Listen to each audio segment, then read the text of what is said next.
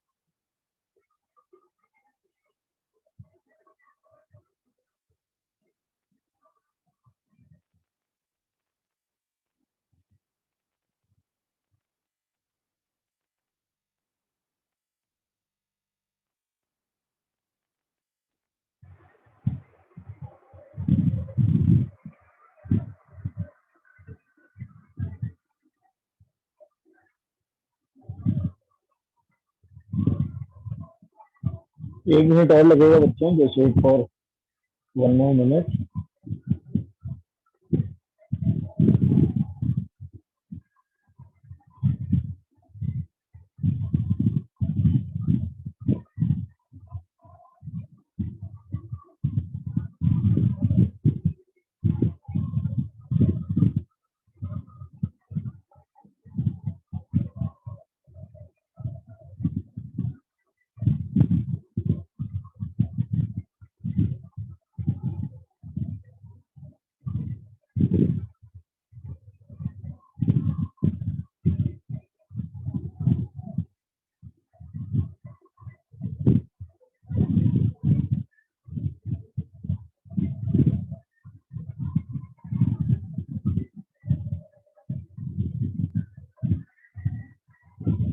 Okay.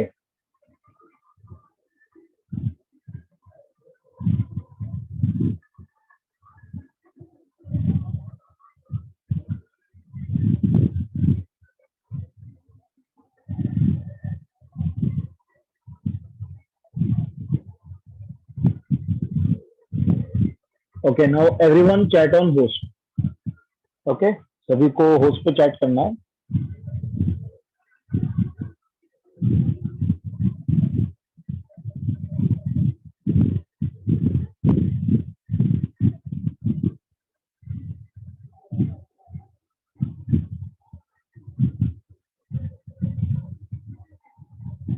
Okay, आवाज काफी आ रहा है.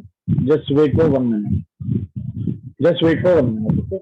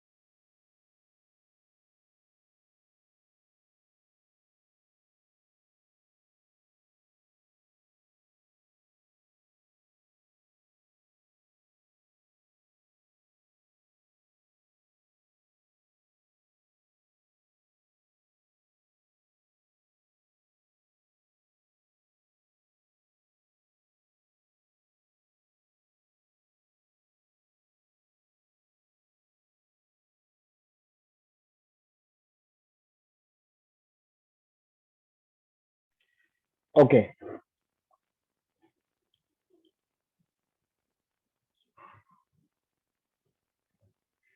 आई थिंक अभी सभी तरफ साउंड ठीक होगा, राइट?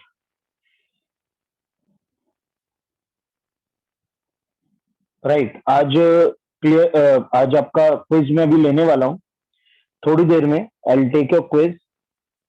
ठीक है. और उससे पहले बच्चों कुछ बातें मैं क्लियर करना चाहूंगा. ठीक है. I would like to clear few points.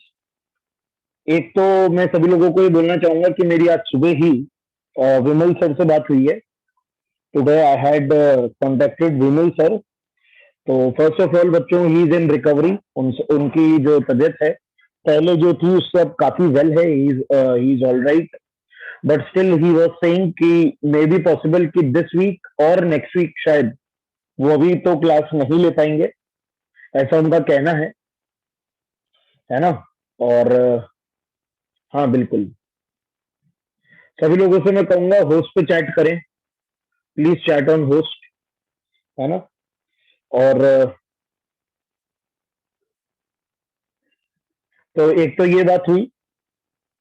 दूसरी बात ये कि उन्होंने क्वांटम नंबर, क्योंकि आपका इस हफ्ते टेस्ट है, ठीक है, क्योंकि आप लोगों का टेस्ट है। अमन, अमन जो है बेटा, अपने को होस्ट पे चैट करा है, प्लीज चैट ऑन होस्ट, है ना? ओके, अब सुनिए, एक और चीज है, आप लोगों का इस संडे टेस्ट है, तो इस संडे के टेस्ट में ऑब्वियसली क्योंकि क्वांटम नंबर आएगा, 16 मई को बच्चों आप लोगों का टेस्ट है, आप लोगों को पता होगा। पहली बात, टेस्ट से रिलेटेड सारी डिटेल्स आपके एलएन नोटिस बोर्ड के ऊपर आ जाती है।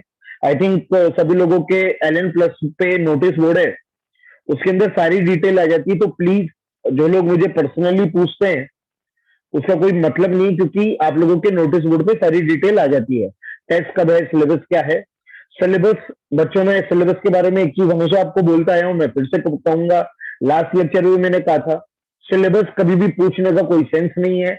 आपका जब टेस्ट होता है, जैसे 16 मई को जो आपका टेस्ट है आईओसी के अंदर, उससे पहले पहले जो हम आपको पढ़ा देंगे, बिफोर 16 में हम आपको जो पढ़ा देंगे बच्चों, वहां तक आपका सिलेबस होता है हमेशा, वहां तक आपके टेस्ट में आएगा, है ना? तो हमेशा याद रखिएगा, जहां तक आपको पढ़ा दिया जाता है वहां तक आपके सिलेबस में आएगा, उसमें कोई भी कंफ्यूजन मत रखिए।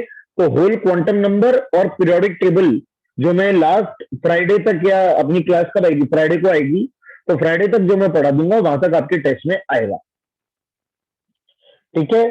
पहली बात ये। एक चीज और, जो कई लोग बैच शफलिंग की बात कर रहे हैं, कोई शफलिंग नहीं है। हो सकता है मे बी पॉसिबल पूरे साल कोई शफलिंग ना हो, कोई बैच चेंज नहीं होगा, कोई कुछ नहीं होगा, ठीक है? एक पेपर होंगे, दो पेपर होंगे, सारी डिटेल आपकी नोटिस बोर्ड पे आती है। चेक फ्रॉम देयर कि आपके कितने पेपर है, एक पेपर है या दो पेपर है, सब आपको वहां से नोटिस बोर्ड से ही पता चलेगा, ठीक है? ओके, एक बात तो ये। अब दूसरी बात ये, जो मेन बात है बच्चों की, क्योंकि सर ने कहा मुझसे, आज सुबह सर ने कहा, क्योंकि संडे आप लोगों का पेपर है, तो क्वांटम नंबर से रिलेटेड जो भी शीट के डाउट जो सर कह रहे थे कि भाई मैं डिस्कस करूंगा, तो अब वो मैं आपके साथ डिस्कस कर लूंगा। मैं आपके साथ डिस्कस कर लूंगा द क्वांटम नंबर क्वेश्चन, ठीक है? पर उससे पहले, पर उससे पहले शफलिंग नहीं होगा रेशु कुमारी, और शफलिंग नहीं होएगा बेटा, है ना? क्योंकि there is no basis of shuffling, shuffling का कोई बेसिस नहीं है, इसलिए नहीं होगा, डोंट वरी अबाउट दैट। हाँ, और एक चीज और, कि सर ने मुझसे कहा कि क्वांटम नंबर मैं ही डिस्कस कर दूं, तो बच्चों अब आपको, आपके साथ में क्वांटम नंबर डिस्कस करूंगा, the sheet that of quantum number I will discuss with you. पर उससे पहले मैं आपको दो चीजें के बारे में बताना चाहूंगा। सभी लोग आई थिंक मेरी बात बहुत ध्यान से सुन रहे होंगे। दो चीजों के बारे में बताना चाहूंगा। एक तो आपके पास, सभी लोगों के पास ई सोल्यूशन ऐप का एक्सेस है, यस और नो? सभी के पास ई सोल्यूशन ऐप का जो है एक्सेस है, राइट? तो मैं चाहूंगा सभी लोग ई सोल्यूशन ऐप, मैं फिर से बोल रहा हूं, काफी लोग अभी को होस्ट पे चैट कर रहे हैं, एलन प्लस होस्ट पे चैट करिए। Select Allen plus host and chat on that, do not select Allen plus को होस्ट, मैं उस पर चैट नहीं देख पाऊंगा, ठीक है? ओके, अब मैं ये बोल रहा हूं कि ई सोल्यूशन ऐप तो आपके पास है ही, वहां से आप वीडियो सोल्यूशन देख ही सकते हो। साथ ही साथ बच्चों, हमारे पास क्वांटम नंबर के रिटर्न सोल्यूशन भी है, रिटर्न सोल्यूशन। तो मैं जिस अभी व्हाट्सएप ग्रुप में ऐड हूं, मैंने वहां तो सेंड कर ही दिया है। अभी आज अभी जब क्लास खत्म होने लगेगी, तो मैं आपके एलएन प्लस पे कंप्लीट क्वांटम नंबर शीट के रिटर्न सोल्यूशन, टाइप्ड सोल्यूशन, जो प्रॉपर रिटर्न सोल्यूशन है, वो भी मैं वहां पे डाल दूंगा। आपके एलएन प्लस पे कंप्लीट शीट के सोल्यूशन अभी मैं डाल दूंगा, ठीक है? तो अब अपन एक काम अपन करेंगे, जिन लोगों को ई सोल्यूशन ऐप के लॉगिन में कुछ भी अगर प्रॉब्लम आ रही है, please contact Allen helpline number, ठीक है? तो पहली बात तो ये, रेस का सोल्यूशन कहां से मिलेगा? रेस का सोल्यूशन तो बेटा मैं डिस्कस करता हूं ना।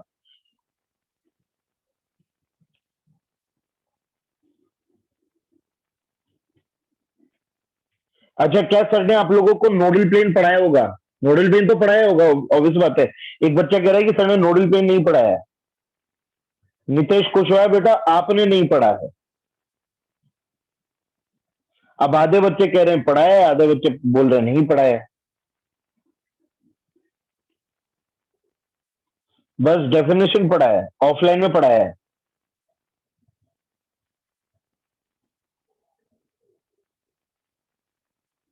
ऑफलाइन में पढ़ाया था। काफी लोग बोल रहे हैं कि ऑफलाइन में पढ़ा है।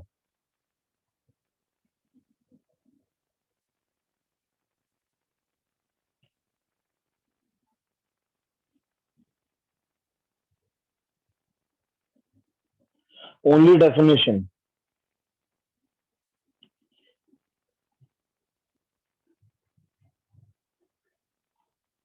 ओके, तो एक काम अपन करेंगे, जब वो वाला नोडल प्लेन वाला क्वेश्चन आएगा तो मैं थोड़ा सा अपनी तरफ से आपको समझा दूंगा, डोंट वरी।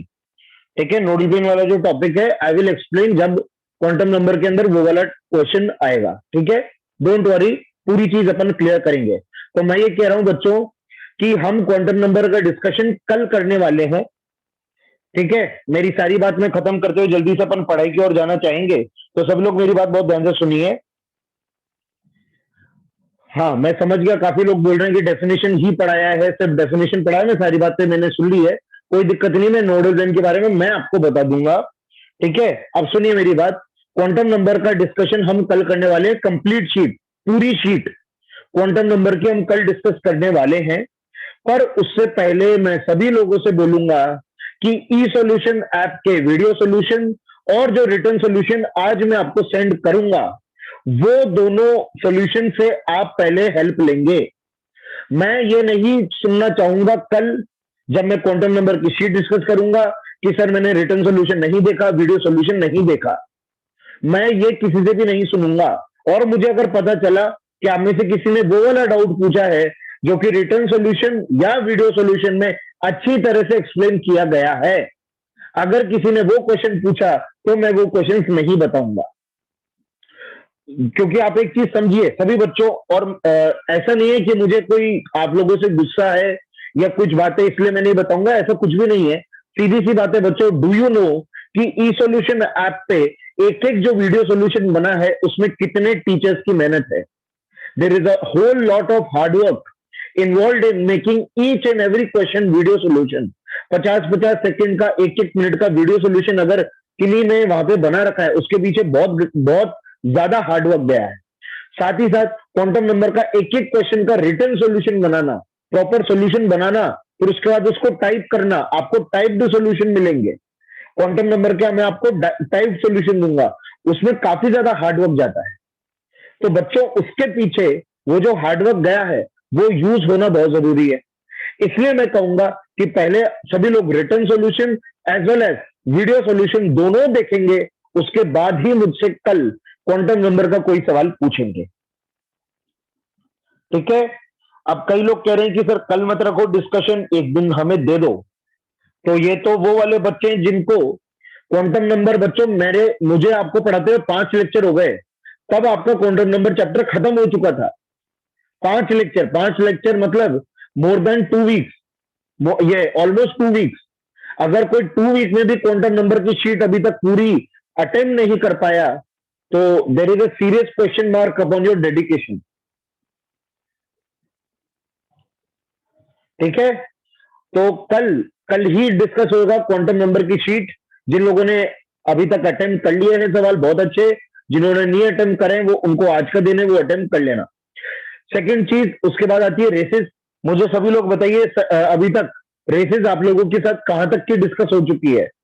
5 रेस तक क्वांटम नंबर की रेसेस है, 5 रेस तक। क्या 6 रेस तक कंप्लीट है क्या?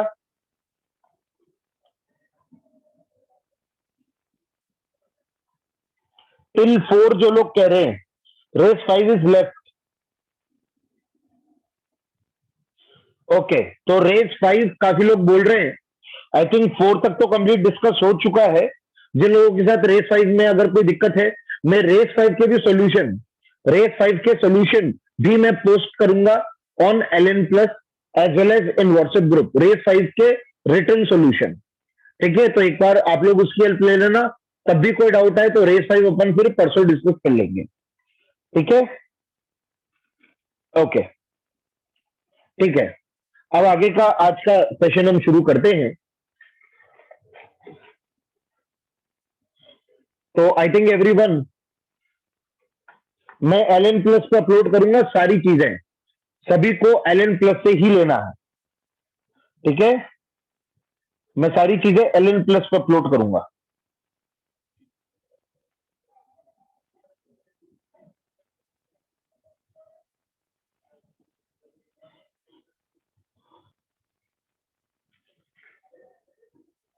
आई होप सभी लोगों ने एटॉमिक रेडियस सारी बातें अच्छे से पढ़ ली होगी। एक केस और बच गया था बेटा, जो उस दिन मैंने नहीं बताया। मैं सभी लोगों को एक केस और बताना चाहूंगा। There is one more case.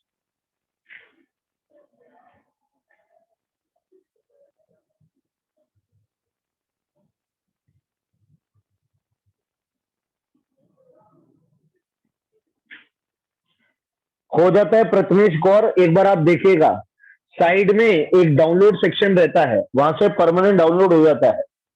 Prathamesh गौर का कहना है कि एलएन प्लस से परमानेंट डाउनलोड नहीं होता, डाउनलोड हो जाता है।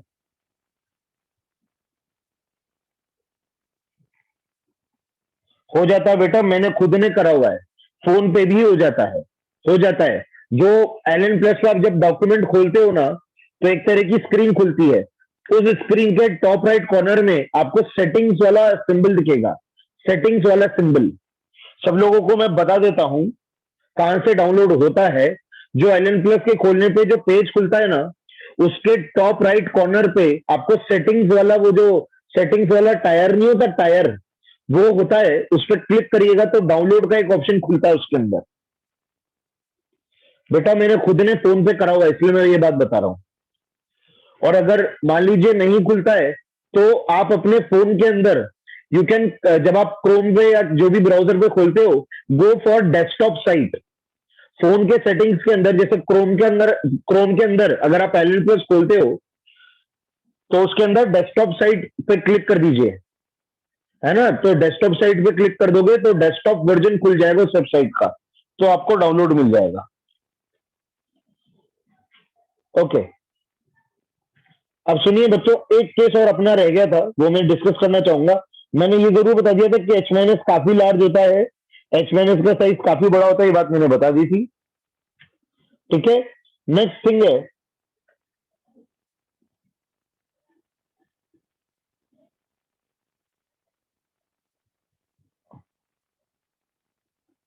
कृष्णा रेलवानी। बेटा मैंने बॉन्ड ऑर्डर का कहा नाम लिया,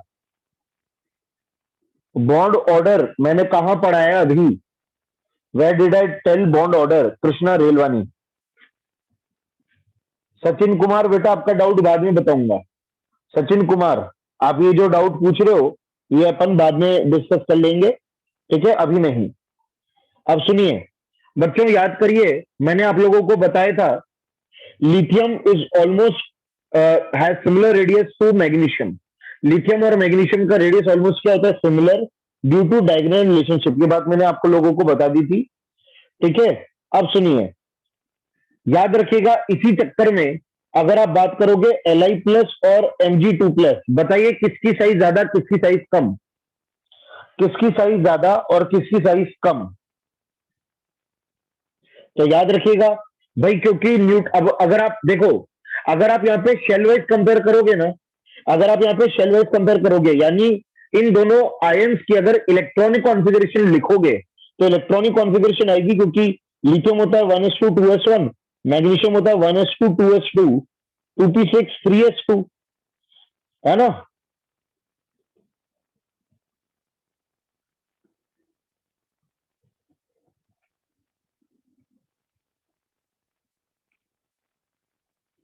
ये होता है। अब अगर यहाँ पे आप शेल लिखोगे तो ये 1s2 है, ये 1s2 2s2 2p6 है ना, 1s2 2s2 2p6 है। अब आप ये सोचो, तो इसमें तो एक ही शेल है, ओनली वन शेल, और उसमें टू शेल्स है। बच्चों उसके बावजूद किसका साइज बड़ा होगा? Li प्लस का। उसके बावजूद किसका साइज बड़ा होगा? Li प्लस का। कारण बोलिए? अरे शेल का फर्क तो उनके न्यूट्रल स्टेट में नहीं पड़ रहा ना।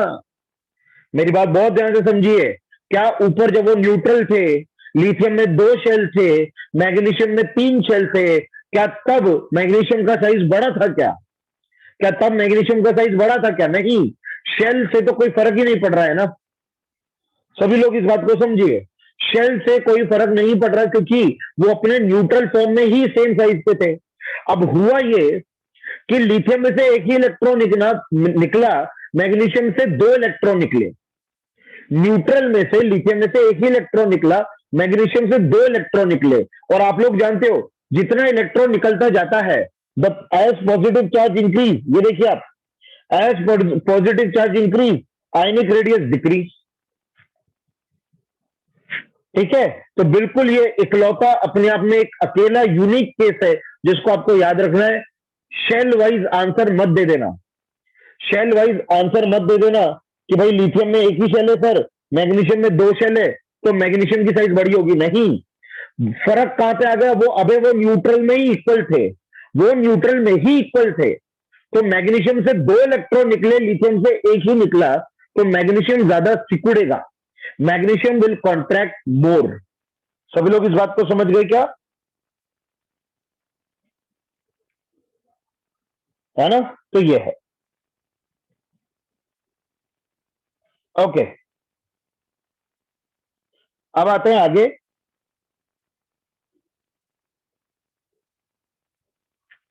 नहीं, ई बाई पी रेशियो बेटा हर जगह यूज नहीं करते हैं। We do not use E by P ratio everywhere. E by P ratio वहीं पे यूज करते हैं बच्चों। एक चीज और मैं बता दूं, ई बाई पी रेशियो आप कब यूज करोगे? जब या तो जो आपको दिए गए हैं उनके अंदर इलेक्ट्रॉन सेम है या प्रोटॉन सेम है, तब आप ई बाई पी रेशियो यूज करोगे। है ना? इस बात को समझना। ई बाई पी रेशियो, इसको मैं लिखवा देता हूं एक जगह आपको, use of E by P ratio, क्योंकि अभी मैं आपको क्वेश्चंस देने वाला हूं। मैं नहीं चाहता किसी से कोई भी क्वेश्चन में गलती हो। मैं अभी आप लोगों का क्विज लेने वाला हूं, मैं सारे कॉन्सेप्ट अभी क्लियर कर रहा हूं, फिर बाद में किसी से कोई सवाल गलत नहीं होना चाहिए। पहले मैं आपको एक बात बता दूं, ठीक है ना? ओके, अब सुनो, use of E by P ratio कब होता है? जैसे मान लीजिए एस माइनस, O2 माइनस और N3 माइनस, इसके अंदर आप इलेक्ट्रॉन निकालिए, 10 10 10, प्रोटॉन कितने? 9 8 7। आई होप सभी लोगों को न्यूट्रॉन और प्रोटॉन को लिखना आता है। ठीक है, हाँ, अब आप यहाँ पे ई बाई पी रेशियो लगा सकते हो। जब ई या पी में से कोई एक वैल्यू कांस्टेंट हो तब आप ई बाई पी रेशियो लगा सकते हो।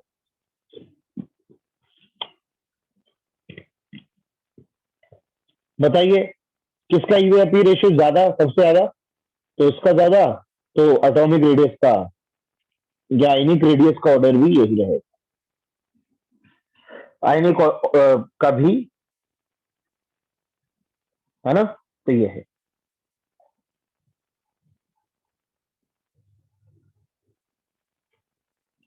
ओके, नेक्स्ट चीज है, जैसे मान लीजिए एक ही एलिमेंट है, Na माइनस, Na और Na प्लस, तब भी आप ई बाई पी रेशियो का यूज कर सकते हो, क्योंकि अब यहाँ पे प्रोटॉन सेम हो जाएंगे। तो मान लीजिए अगर मैं यहाँ पे बात करूं इलेक्ट्रॉन की, यहाँ पे इलेक्ट्रॉन हो जाएंगे 12 11 10।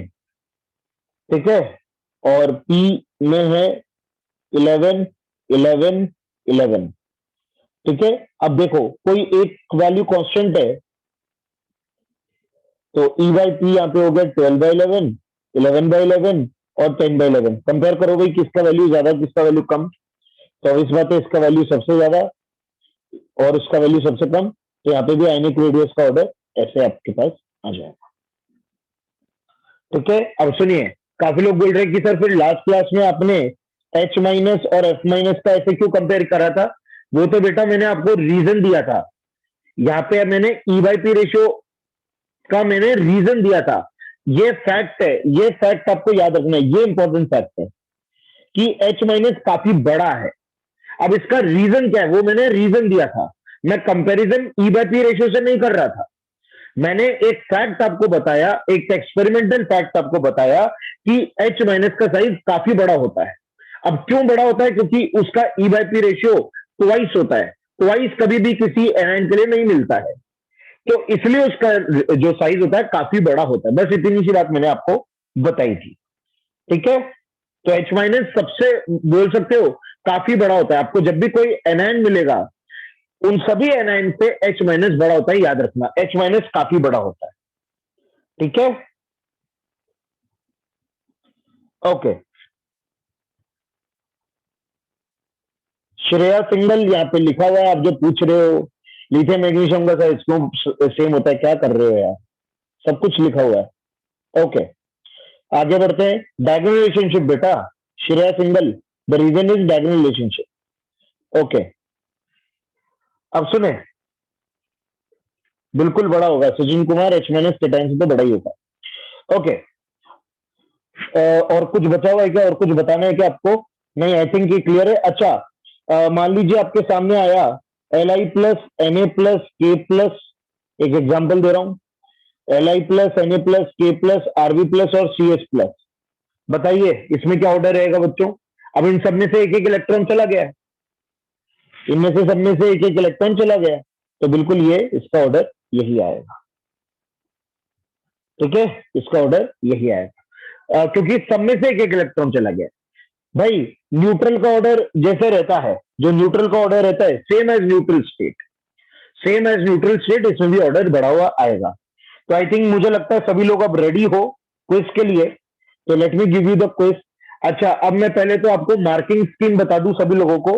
मैं जो एक क्विज दे रहा हूं, पहली बात तो क्विज का क्वेश्चन है कंपेयर साइज। ठीक है, मैं सभी लोगों को मार्किंग स्कीम बता रहा हूं, मैं सभी लोगों को मार्किंग स्कीम बता रहा हूं कि मैं आपको 20 सवाल दूंगा, each question is of 4 marks. एक भी एलिमेंट का ऑर्डर आपने आगे पीछे करा, एक भी एलिमेंट का अगर आगे पीछे किया, स्ट्रेट -1, तो सही होने पे +4, गलत होने पे -1। और अगर आपसे कोई सवाल छूट जाता है या फिर आप कोई सवाल अटेम्प्ट नहीं करते हो, उसका भी -1। मतलब सारे सवाल आपको अटेम्प्ट करने ही करने। तो अगर आप कोई सवाल छोड़ देते हो या कोई सवाल आपको नहीं आता है, नॉन अटेम्प्टेड अगर आप कोई सवाल रखते हो, तो फिर आपको -1 खुद को स्कोर देना है। कोई एक भी एलिमेंट आगे पीछे हुआ ऑर्डर में तो भी -1। और अगर सारे एलिमेंट उसी ऑर्डर में अगर आप जमाते हो जिस ऑर्डर में मैं आंसर बताऊंगा, तो फिर +4। You have to award yourself +4। एक चीज और, अभी जब मैं आपको सवाल दे रहा हूं, है ना, जब मैं सवाल दे रहा हूं, तो आप लोग जो है वो रफ कॉपी के अंदर सॉल्व करोगे, फेयर कॉपी के अंदर गंदीवाड़ा नहीं करोगे। याद रखना बच्चों, जो फेयर कॉपी में मैं आप I think hand out copy करते होंगे, जो फेयर कॉपी होती है उसको बहुत फेयर रखने की जरूरत होती है। उसमें बिल्कुल भी मेरे हिसाब से रफ वर्क नहीं होना चाहिए, उसको एकदम फेयर रखना है। ये जो आप सवाल सॉल्व करोगे रफ कॉपी के अंदर सॉल्व करोगे। ओके, अब मैं सवाल देना शुरू कर रहा हूं। Lithium carbon nitrogen fluorine neon, carbon nitrogen silicon phosphorus, oxygen sulphur, fluorine chlorine. ये अपने आप में हर एक सवाल है, आई थिंक आप सब लोगों को समझ में आ रहा होगा, ये सारे सवाल है। You have to compare lithium carbon nitrogen fluorine neon, you have to compare according to size carbon nitrogen silicon phosphorus. Next सवाल है,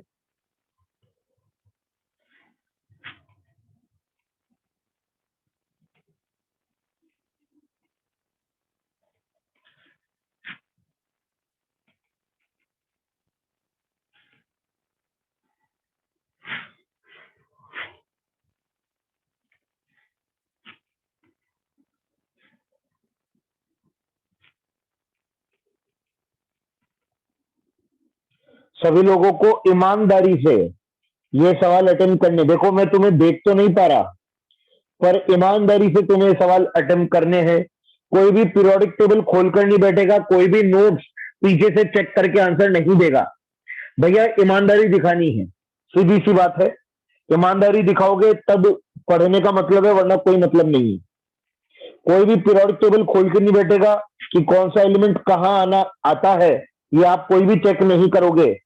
फ्रॉम पीरियोडिक टेबल सारी कॉपी बंद होनी चाहिए, सिर्फ रफ कॉपी खुली हुई होनी चाहिए, और कोई पीछे पीछे पलट के भी नहीं देखेगा।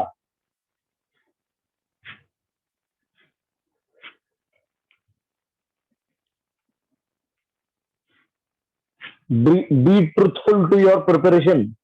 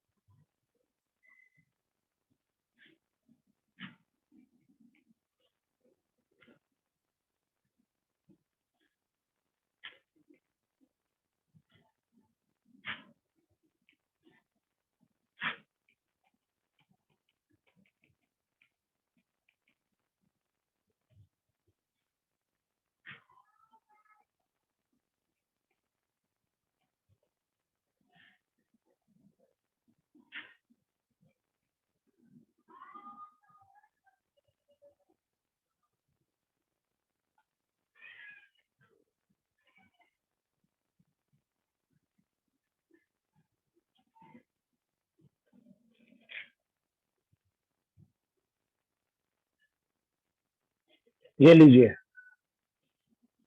सब लोग पहले तो क्वेश्चन लिख लो, है ना?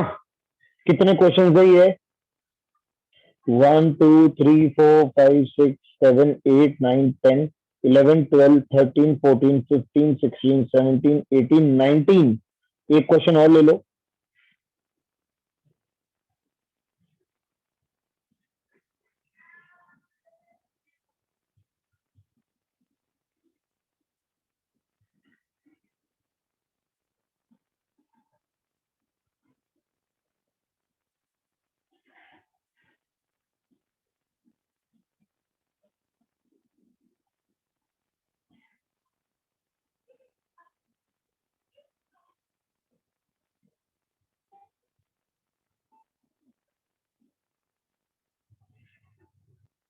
ओके, तो बच्चों ये क्वेश्चंस जिन लोगों ने लिख लिए हैं अच्छी बात है, जिन लोगों ने नहीं लिखे आपकी स्क्रीन पे तो लिखे हुए क्वेश्चन।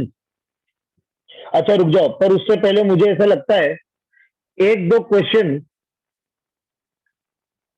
एम के अंदर बेटा एसआर ही आता है।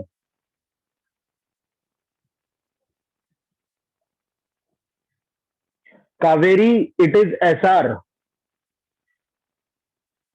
अब सुनो,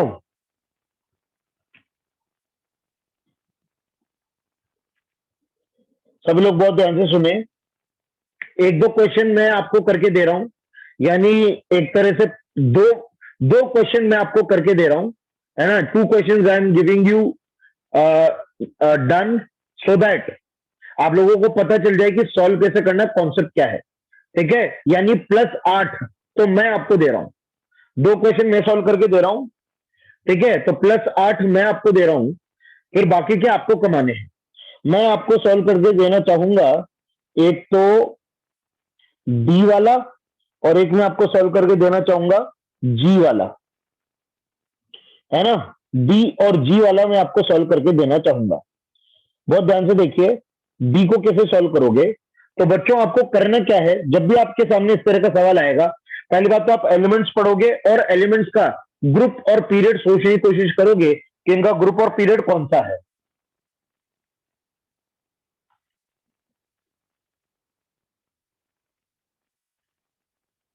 तो आपको पता चलेगा कि कार्बन सेकेंड पीरियड का है, नाइट्रोजन भी सेकेंड पीरियड का है, पर सिलिकॉन जो है और फॉस्फोरस जो है वो थर्ड पीरियड के हैं।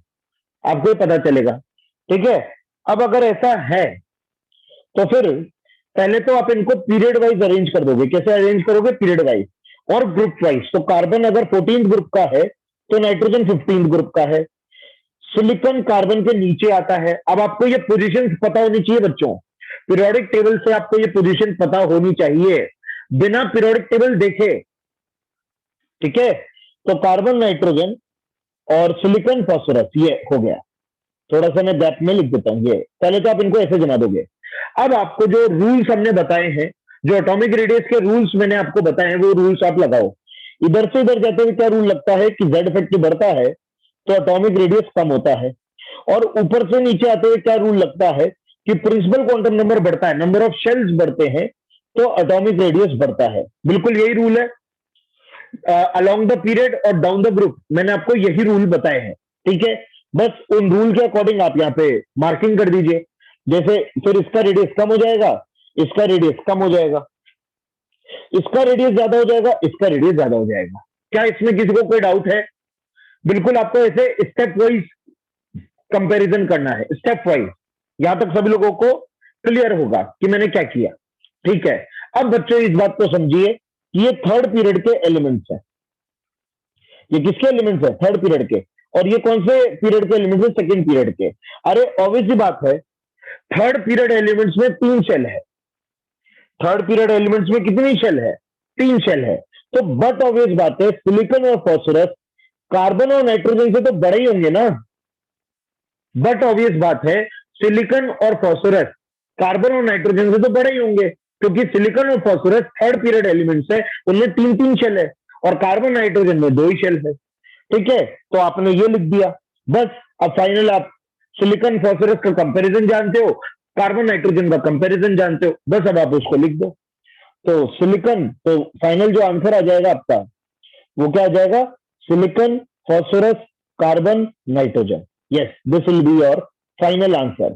सभी लोगों को ऐसे आंसर देने हैं, सभी लोगों को ऐसे आंसर देने हैं। चाहे तो आप डिक्रीजिंग सीक्वेंस में आंसर दे दीजिए या इंक्रीजिंग सीक्वेंस में आंसर दे दीजिए, पर हर एलिमेंट की पोजीशन सही होनी चाहिए। सभी एलिमेंट की पोजीशन क्या होनी चाहिए? सही होनी चाहिए। बिल्कुल आपको इस तरह से आंसर देना है, ठीक है। अब उसी तरह से एक मैं आपको जी वाला बताना चाहूंगा, जो बहुत ही रैंडम एलिमेंट्स आपको अगर मिलते हैं, रैंडम एलिमेंट्स, तो आप कैसे करोगे? जी वाला मैं आपको बताना चाहूंगा। तो पहली बात तो बी वाले का +4 सभी लोग अपने मार्क्स में जोड़ लीजिए।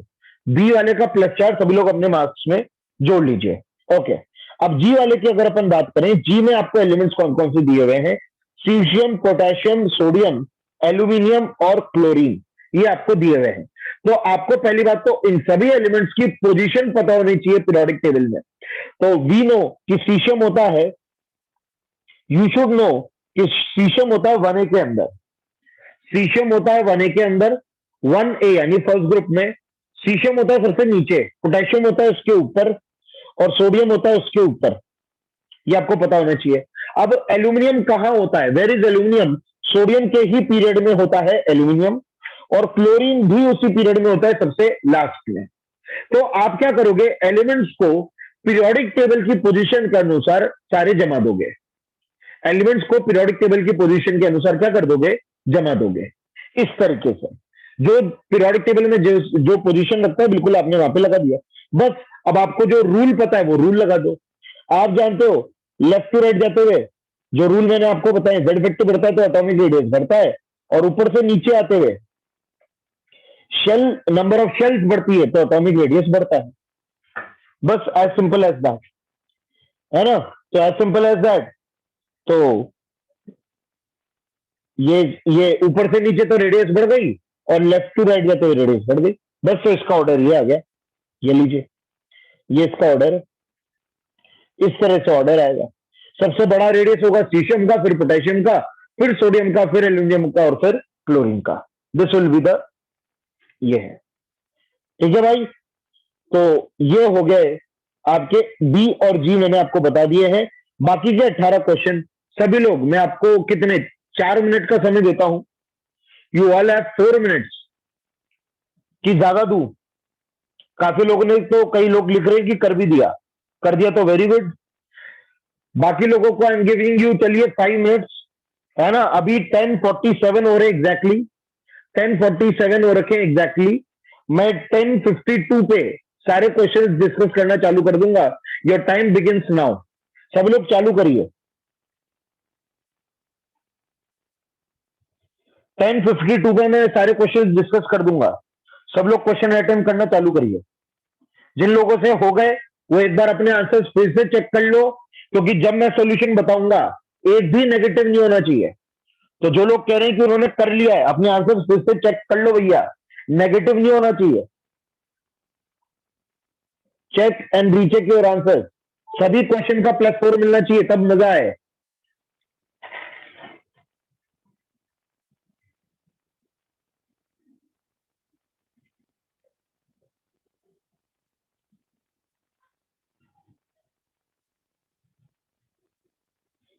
और इस तरह का क्विज बच्चों में हर प्रॉपर्टी में आपको करवाऊंगा। इन ईच प्रॉपर्टी, अभी एटॉमिक रेडियस पढ़ रहे थे अपन, जो अगली प्रॉपर्टी आएगी आयनेशन एनर्जी, उसके अंदर भी 20 क्वेश्चंस का प्रॉपर एक क्विज मैं आपको करवाऊंगा। इस तरह की आपकी प्रैक्टिस में करवाता रहूंगा।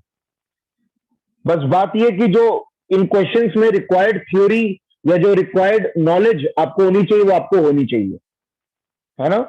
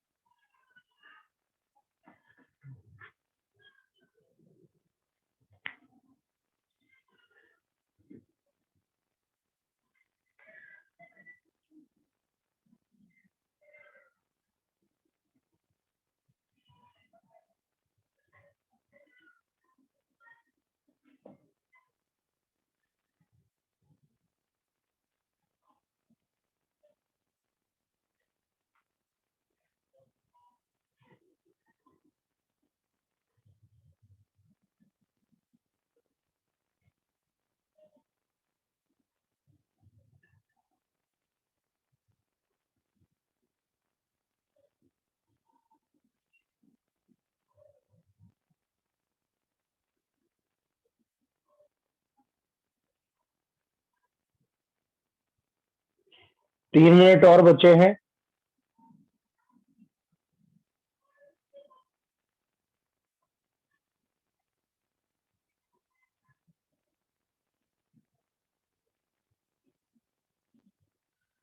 हर क्वेश्चन को लेकर कुछ ना कुछ लॉजिक, कुछ ना कुछ थ्योरी मैंने आपको दी है।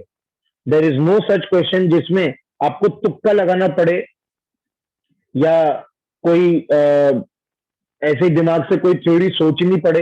There is no such question. There is proper explanation, there is a proper reasoning behind every question.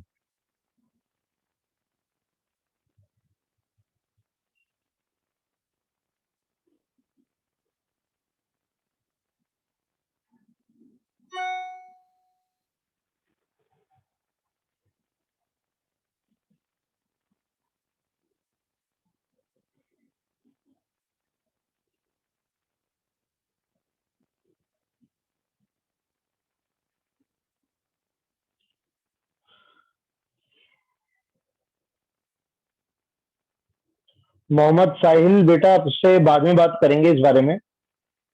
Mohammad Sahil, talk to me after the class, okay.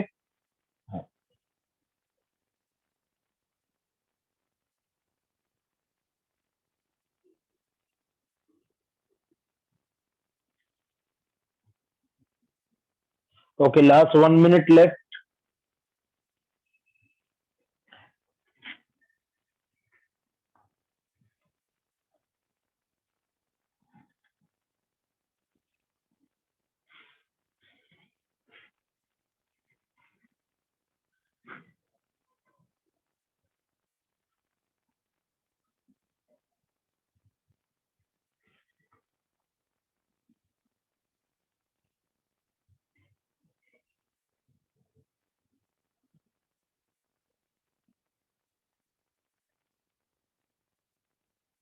Harsh Kumar, we will finish ionization energy till 16। Ionization energy complete हो जाएगा, है ना।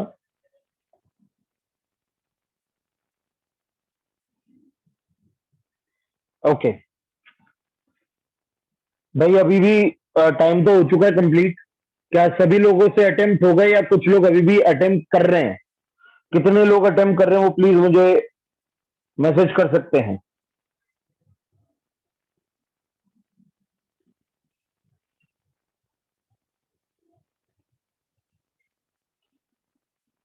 फटाफट attempt करें। Last bonus 2 minutes more. जिनको attempt जो करना है 2 मिनट्स मोर लास्ट बोनस। ठीक है, जल्दी से अटेम्प्ट करिए।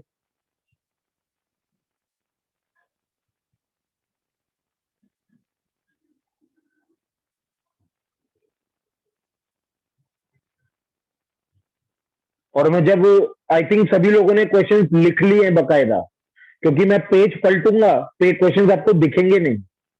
तो आई होप सभी लोगों ने सारे क्वेश्चंस लिख लिए हैं, क्योंकि when I turn page you won't be able to see the questions. Adesh Kumar बेटा सब दिखता है मुझे, आप डोंट वरी। आदेश कुमार, मुझे सब दिखता है।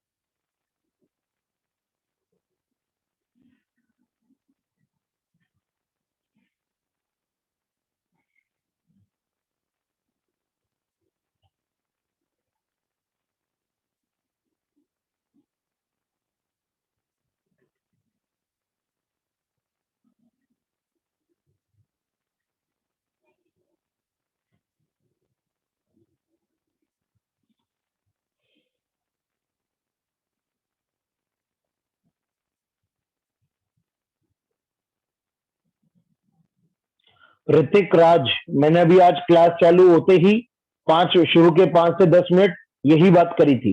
ऋतिक राज है ना, तो आप क्लास शुरुआत से देख लीजिएगा।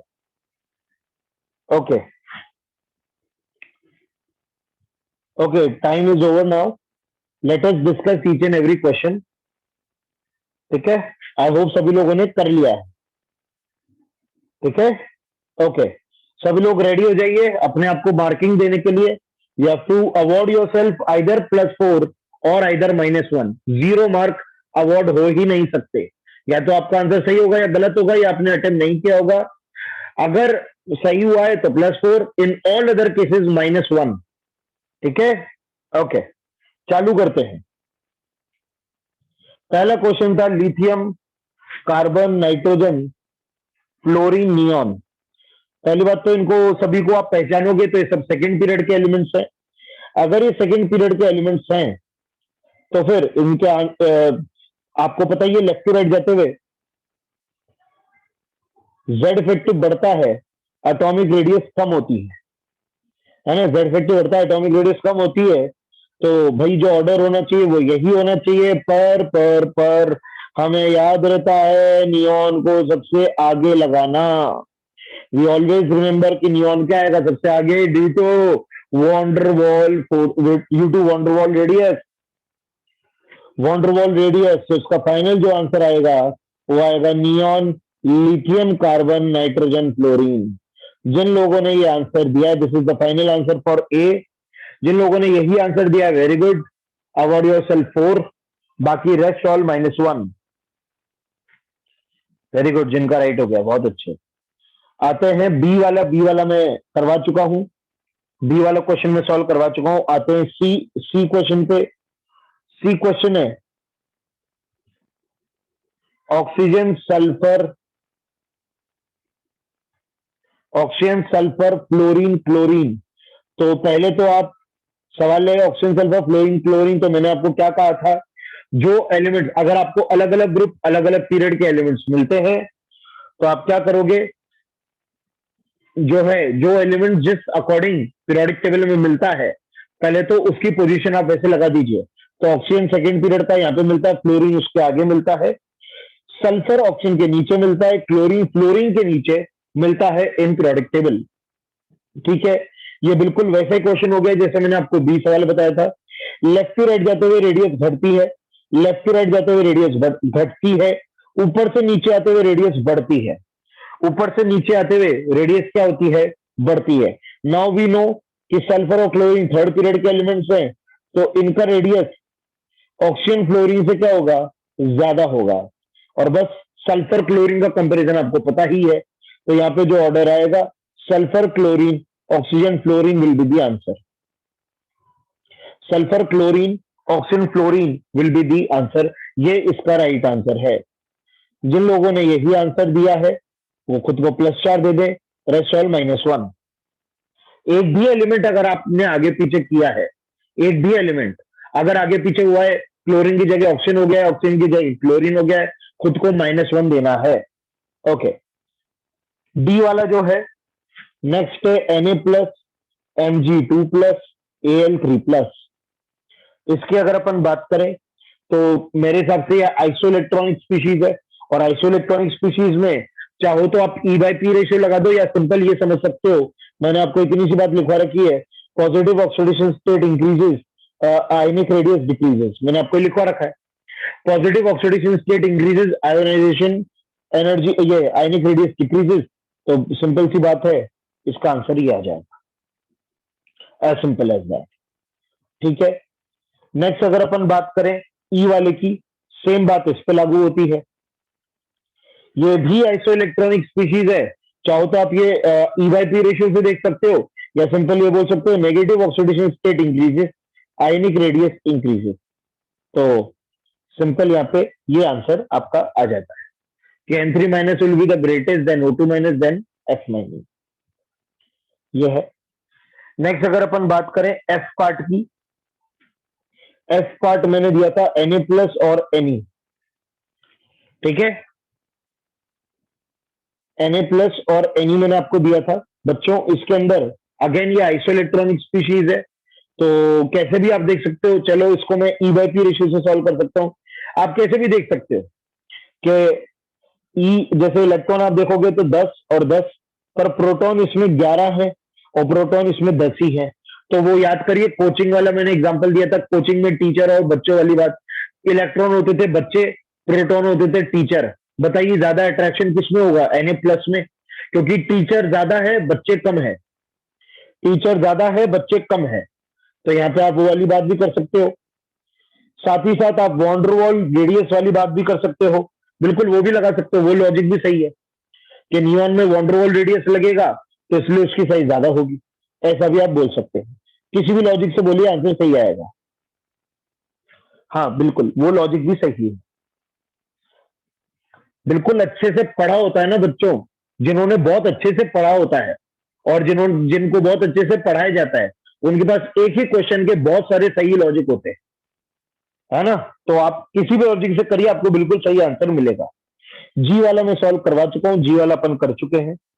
आते हैं एच के ऊपर। एच के अंदर मैंने आपको बताया था निकल, पैलेडियम और प्लेटिनम की अगर अपन बात करें, ये आपका 3D, 4D और 5D सीरीज एलिमेंट है, जिनके अंदर मैंने आपको ऑर्डर बता रखा है, यहां से यहाँ रेडियस बढ़ती है और यहां से यहाँ ऑलमोस्ट इक्वल होती है। पैलेडियम और प्लेटिनम में ऑलमोस्ट क्या होती है, इक्वल होती है। This will be the right answer, यही मैंने आपको लिखवा रखा है नोट्स में, this will be the right answer. ठीक है, निकल से पैलेडियम बढ़ती है और प्लेटिनम से पैलेडियम से प्लेटिनम ऑलमोस्ट क्या रहती है, सेम। जिन्होंने एग्जैक्टली यही लिखा है वो ही खुद को +4 देंगे, किसी और ने कुछ और लिखा है तो वो अपने आप को माइनस देंगे। अंकुर कुमार सिंह बेटा, आई थिंक साउंड तो आ रही है, साउंड तो आ रही है, तो ये है ना।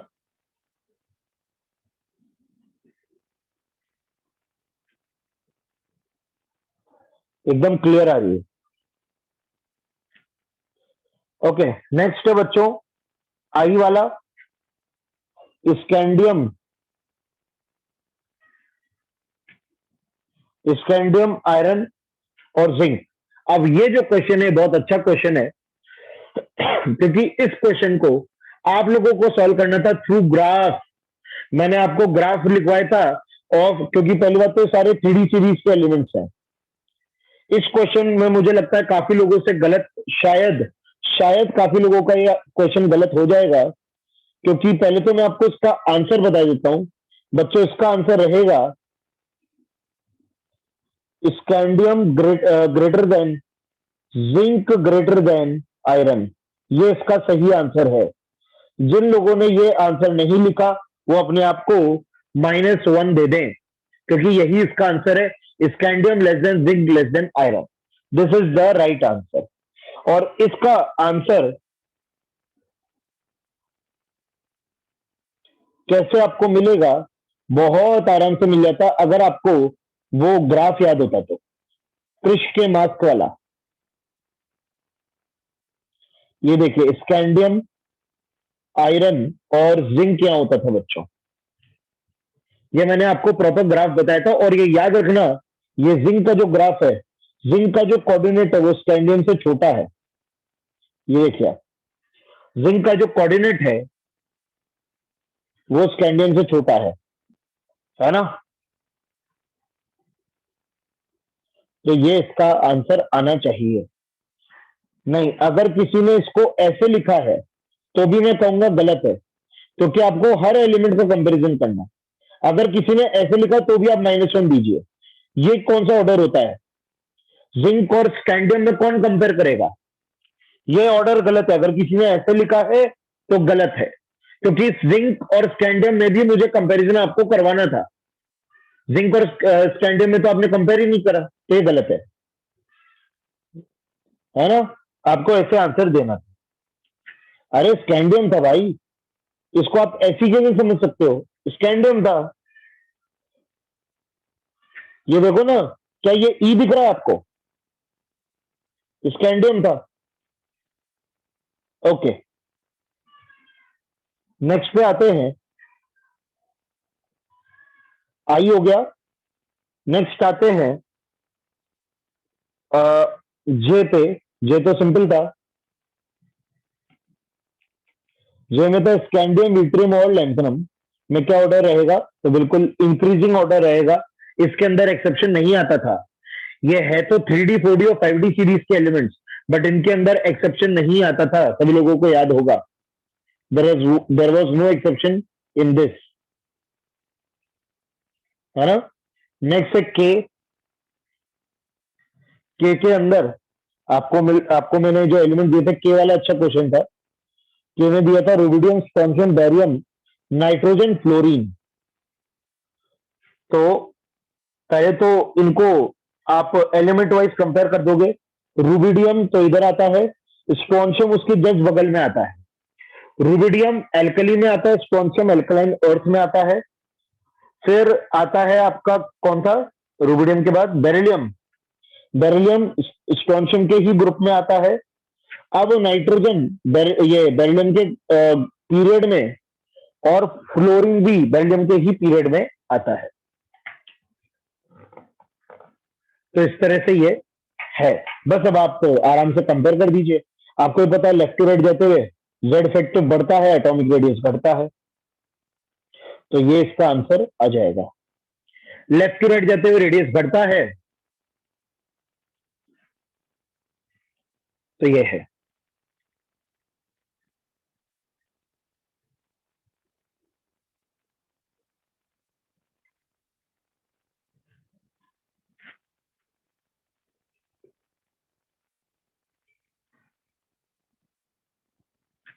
ठीक है, तो ये इसका आंसर आएगा फॉर के।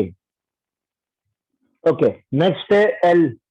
एल तो बहुत सिंपल था, O2 माइनस और H2 माइनस। सिंपल से दोनों एनायन है, दोनों पे सेम चार्ज है। साथ ही साथ सल्फर में एक शेल ज्यादा होती है।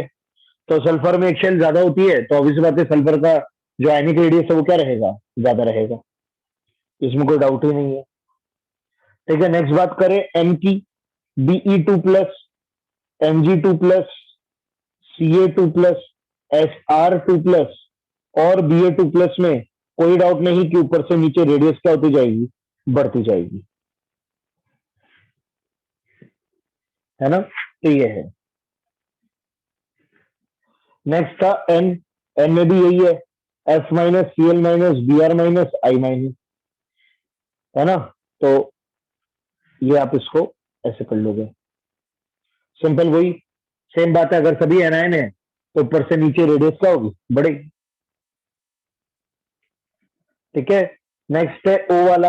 ओ वाला क्वेश्चन बहुत अच्छा है। ओ वाला क्वेश्चन बहुत अच्छा है बच्चों। उसमें आपको दिया हुआ है Li+, Be2+, Na+ और Mg2+, ये आपको दिया हुआ था। ठीक है। अब कैसे करोगे कंपेयर, बहुत ध्यान से देखना। देवराज जे सही है बेटा, जे में कोई गलती नहीं है, there is no mistake in J. Devraj सब सही है। ओके, मैं ये बोल रहा हूं कि यहां से यहां तो क्या होगा, रेडियस कम होगा, क्यों? वही कैटायनिक चार्ज इंक्रीजेस। भाई Li प्लस और Br2 प्लस में कौन बड़ा होगा? Li प्लस बड़ा बड़ा होगा, क्योंकि दोनों आइसो इलेक्ट्रॉनिक है, और positive charge increases, ionic radius decreases. Same goes for this.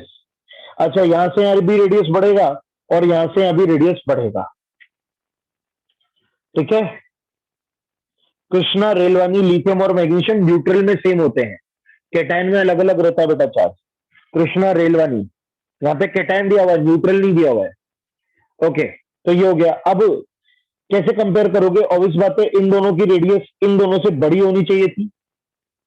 वही वाली बात आ जाती है वापस कि इन दोनों की रेडियस इन दोनों से बड़ी होनी चाहिए थी, क्योंकि शेल ज्यादा है। पर अब ये क्वेश्चन बहुत अच्छा है, सबसे आगे तो आएगा Na प्लस, पर उसके बाद आएगा Li प्लस, फिर आएगा Mg2 प्लस, और सबसे छोटा आएगा Be2 प्लस।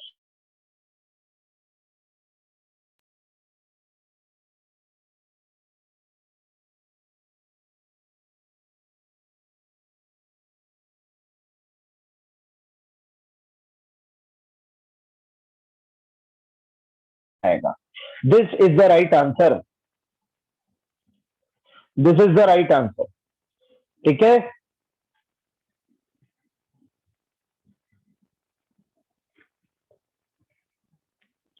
तो Na प्लस सबसे आगे आएगा।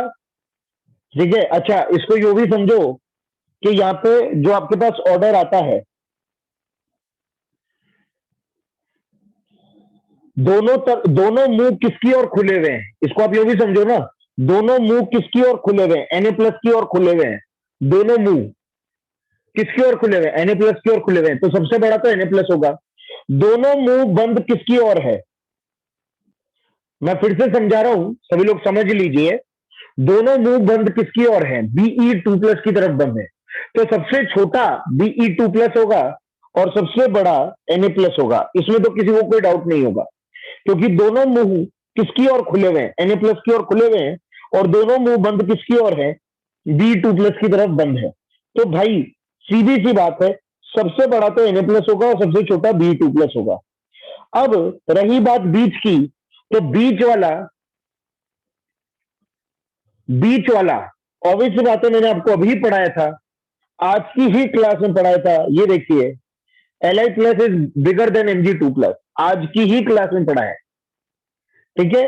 तो ये आज की क्लास में पढ़ाया कि Li plus only bigger than Mg2 plus. तो बहुत सिंपल है बात, बीच में इस तरह से आंसर आ गया। इसमें क्या कंफ्यूजन है? कोई कंफ्यूजन है ही नहीं। ठीक है। तो दोनों तरफ ग्रेटर का सिंबल Na प्लस की ओर, दोनों तरफ लेस का सिंबल Be2 प्लस की ओर, तो ये होगा लार्जेस्ट और ये होगा स्मॉलेस्ट।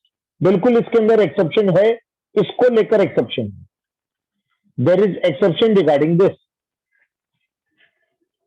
Na प्लस और Na और Mg में कैसे हुआ बेटा? Cationic charge increases, ionic radius decreases. दोनों आइसो इलेक्ट्रॉनिक है। Na प्लस और Mg2 प्लस आइसो इलेक्ट्रॉनिक थे, तो उसके अंदर सीधा सा पॉजिटिव चार्ज बढ़ रहा है, तो रेडियस घटेगा। As simple as that. तो यही इसका आंसर है। आई होप सभी लोगों से गलत हुआ हो या सही हुआ हो, समझना बहुत जरूरी है। सभी लोग समझिए। इस पे फोकस मत करिए कि आपका नेगेटिव हो गया पॉजिटिव हो गया, इस पे फोकस मत करिए। आप तो ये समझिए कि सही हुआ या गलत हुआ। ओके, आप तो ये समझिए कि समझ में आ गया क्या, मेन उस पर फोकस करिए।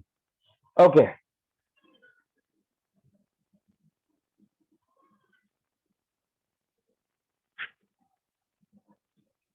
ओके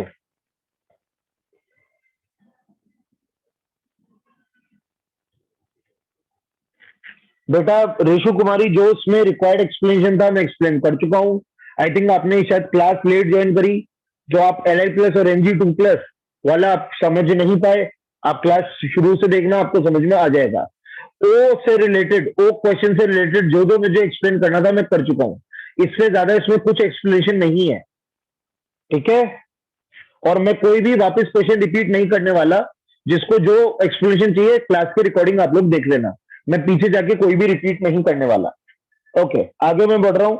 पी वाला, पी में आपको मैंने जो दिए थे, एक तो मैंने दिया है tin, germanium, silicon, phosphorus, chlorine, fluorine.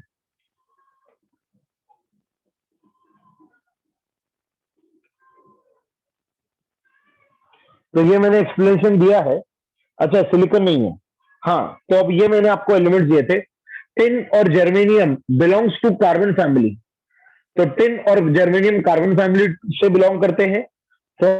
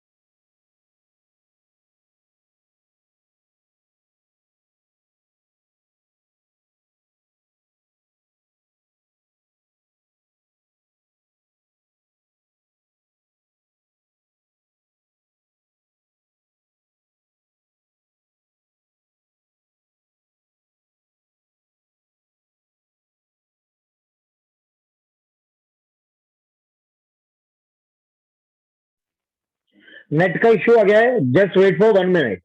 Net का इश्यू आ गया है।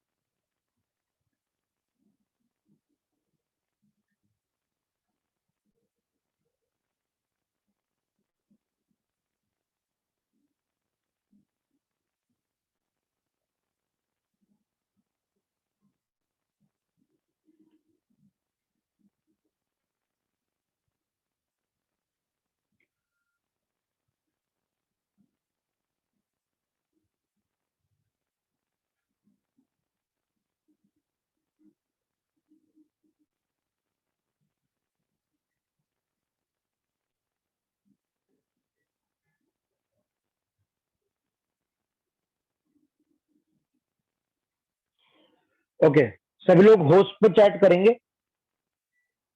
है ना? I think we are back. सभी को मैं दिख भी पा रहा हूं, है ना? और सभी लोग होस्ट पे चैट करेंगे।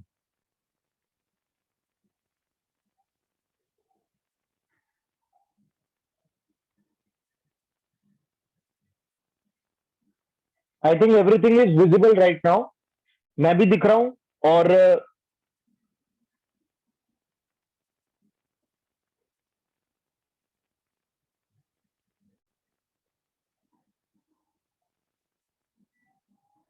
ओके, अब सुनिए। Tin, germanium, right? टिन और जर्मेनियम में ऑब्वियस बात है टिन का ज्यादा होगा। ठीक है, अब सुनिए।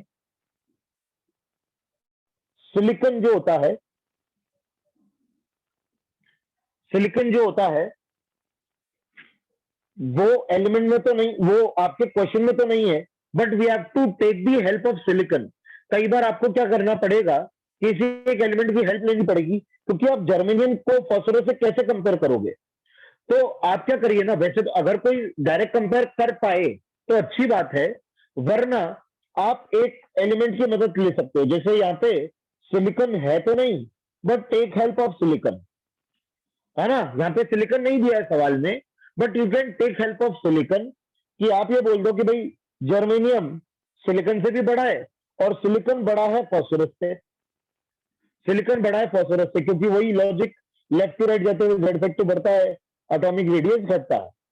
तो अब आप आराम से रिलेट कर दोगे कि जब जर्मेनियम सिलिकॉन से बड़ा है और सिलिकॉन फास्फोरस से बड़ा है, तो जर्मेनियम बड़ा ही होगा फास्फोरस से। सभी लोग समझ रहे हो क्या?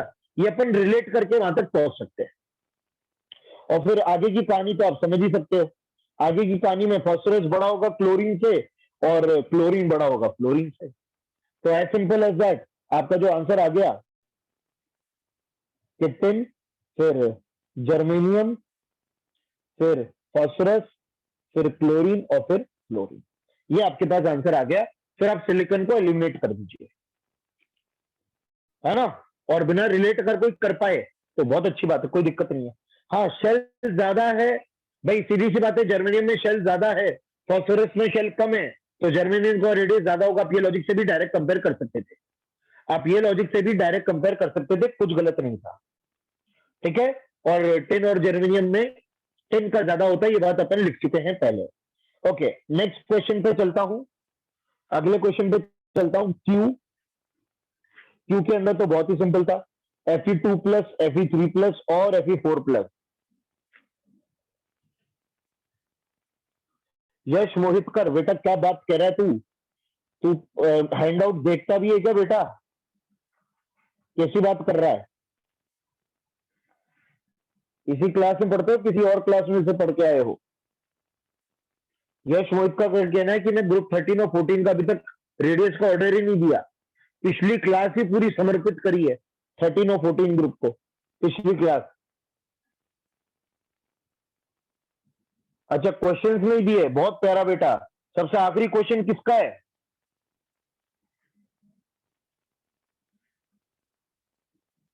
सबसे आखिरी क्वेश्चन देख यश मोहित कर।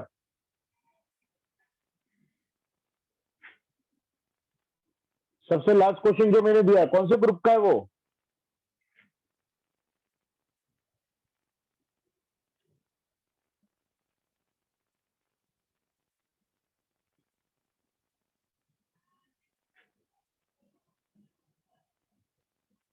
यहाँ पे भी वही लॉजिक लगाते हुए बच्चों, ये आंसर आ जाएगा आर का, ठीक है।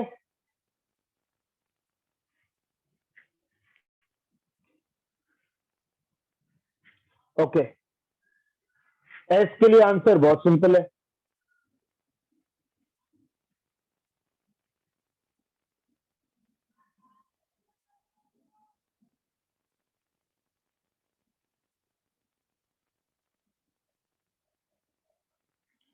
इसके अंदर ये आइसोइलेक्ट्रॉनिक स्पीशीज थे, तो आइसोइलेक्ट्रॉनिक स्पीशीज आप लोगों ने नोटिस करा होगा।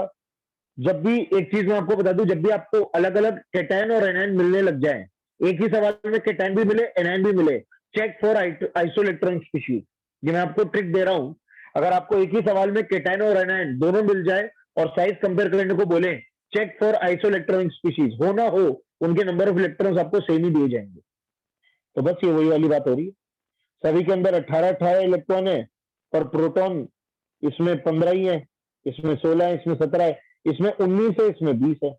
तो बस आपको आसानी से जो है ऑर्डर साइज का जो ऑर्डर है वो मिल जाएगा, ठीक है।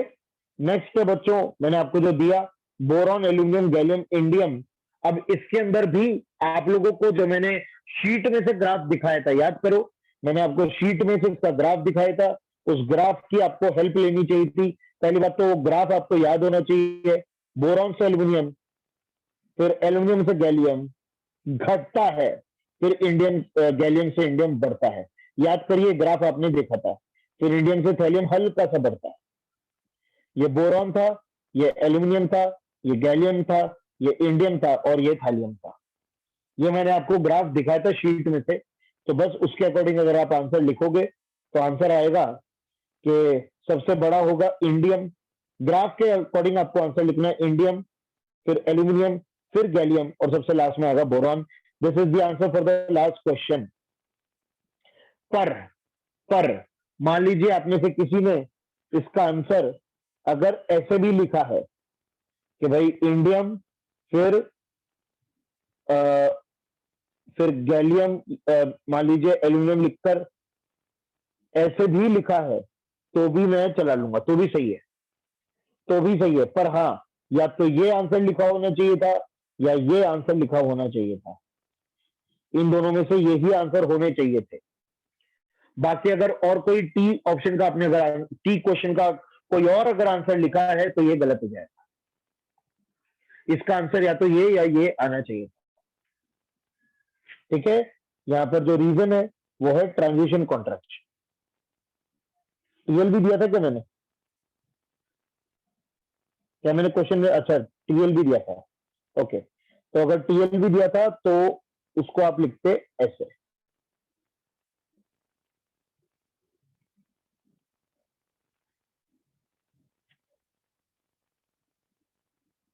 टीएल का आपको ये वाला सिंबल लगाना था।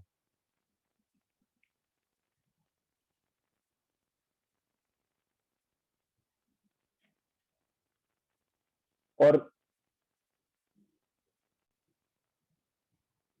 जैसे मैंने, अगर नोट्स में ऐसे एक और तरीका मैं दे रहा हूं, अगर किसी ने इसको ऐसे भी लिखा है, अगर किसी ने इसको ऐसे भी लिखा है जैसा मैंने नोट्स में लिखवाया था तो भी सही है। इन तीनों केस में आप खुद को +4 दे सकते हैं। ये भी सही है, ये भी सही है और ये भी सही है। तीनों केस में आप खुद को +4 दे सकते हैं।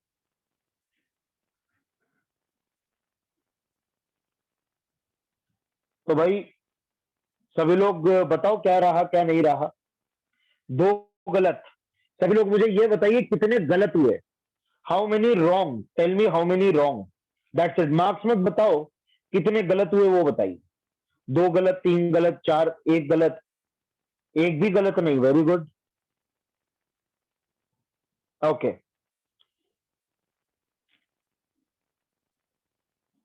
ठीक है, देख लिया मैंने।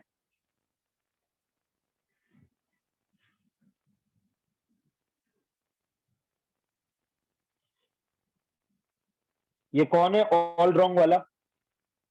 एक किसी ने लिखा ऑल रॉन्ग। तो बेटा फिर तू पढ़ ही क्यों रहा है? तेरे जीवन का फिर उद्देश्य क्या है? ओके, चलिए जी, कोई दिक्कत नहीं है। अभी ऐसे क्विज मैं और लूंगा। पर हाँ, मैं ये बोल सकता हूं, नाउ यू ऑल आर, जब आपने 20 क्वेश्चन सभी लोगों ने अटेम्प्ट कर लिए, now you all very well equipped. आपको 100%, अगर आपने सारे टी तक सारे सवाल अगर समझ लिए हैं, आपको एटॉमिक रेडियस में कोई क्वेश्चन कभी जीवन में परेशान कर ही नहीं सकता। You all ready, you all are ready for each and every type of question, चाहे वो रेस का हो, चाहे शीट का हो, चाहे कहीं का भी आप क्वेश्चन ले आइए। आप सभी लोग एटॉमिक रेडियस और आयनिक रेडियस के क्वेश्चन को कच्चा चबा के थूकने लायक हो। Proper, you have understood each and every aspect, you have understood each and every case. इसके अलावा और कोई केस पॉसिबल है ही नहीं। क्योंकि पहली बात तो बच्चों ये वाली बात है, पहली बात तो ये है कि आपको कभी भी ऐसे सवाल नहीं मिलेंगे जो डेटा बेस्ड हो। क्योंकि कोई भी दो रैंडम एलिमेंट कभी भी नहीं पूछे जाते हैं, इस बात को हमेशा याद रखना। कोई भी दो रैंडम एलिमेंट या दो रैंडम आयन कभी भी क्वेश्चन में नहीं पूछे जा सकते हैं, क्योंकि कई जगह फिर वहां पे डेटा यूज करना पड़ता है। और आपको डेटा कैसे याद हो सकता है? How will you remember the data? तो हमेशा क्वेश्चन आपको इस तरह से मिलेगा जो कि रिलेट किया जा सके, जिसमें कोई लॉजिक अप्लाई आप कर सके। हमेशा ऐसे क्वेश्चन ही आपको हमेशा मिलेंगे। और लॉजिक मैं आपको सारे बता चुका हूं। तो you are 100% clear about each and everything. आपको हर चीज प्रॉपर क्लियर हो चुकी है। ठीक है बच्चों? Okay, now I am very eager. जो लोग क्वांटम नंबर के लिए कुछ रिक्वेस्ट कर रहे हैं, बेटा वो भी देखेंगे अभी आगे। क्वांटम नंबर को रिलेटेड भी आगे अपन कुछ करेंगे। But right now I am very eager to start the next property. Next property, next periodic property, ionization energy. अब इस प्रॉपर्टी के बच्चों 3 नाम है। There are 3 names for this topic: ionization energy, ionization enthalpy, ionization potential.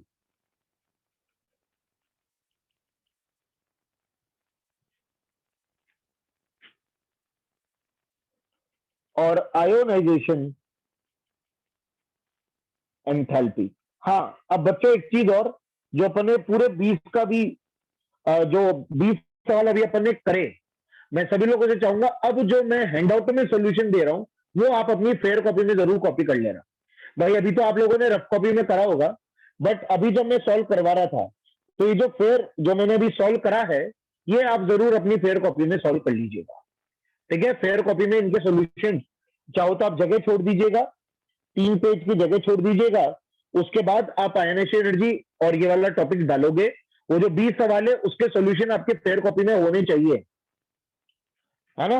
और जिन लोगों ने fair में ही करा था या फेयर में कॉपी कर लिया है, वेरी गुड, पर वो 20 सवाल के सॉल्यूशन आपके फेयर कॉपी में होने चाहिए। Okay, now what is this next topic? Ionization energy, ionization potential, ionization enthalpy. मैंने आप लोगों को हालांकि होमवर्क दिया था कि यहां तक आप अपनी शीट में से और एनसीईआरटी से पढ़ के रखेंगे। मैंने आप लोगों को होमवर्क दिया था, जो लोग पढ़ के बैठे होंगे उनको ये टॉपिक बहुत आसानी से समझ में आ जाएगा, कहीं पे भी उनको परेशानी नहीं आएगी। ठीक है, और जिन लोगों ने अभी तक कुछ भी नहीं किया है वो लोग भी अगर समझने की कोशिश करोगे तो समझ जाओगे। पहली बात तो जो अपन ये प्रॉपर्टी पढ़ रहे हैं, ionisation energy, ionization potential, ionisation enthalpy, यह है एक ही प्रॉपर्टी, ये है एक ही प्रॉपर्टी पर 3 अलग अलग नाम है। तो इट इज लाइक कि एक ही बंदा है पर उसके 3 नाम है। बंदा एक ही है, उसके 3 नाम है। जैसे आपने देखा होगा कई लोगों का घर में नाम बिट्टू, मोहल्ले में नाम बंटी और आधार कार्ड पे नाम हरि प्रकाश शर्मा होता है। बिल्कुल उसी प्रकार से एक ही बंदा है, एक ही कॉन्सेप्ट है, उसके 3 अलग अलग नाम आ गए हैं। ठीक है, तो उसी बंदे को आप घर में बुला के बोलोगे ए बिट्टू पानी ला, मोहल्ले में बोलोगे ए बंटी पानी ला, और जब उसको ऑफिस में बोलते ए हरिप्रकाश शर्मा पानी लाओ, तो एक ही बंदा ग्लास की ट्रे में पानी लाता है क्योंकि एक ही बंदा है। तो सभी लोग समझ गए, तो ये वाली बात है।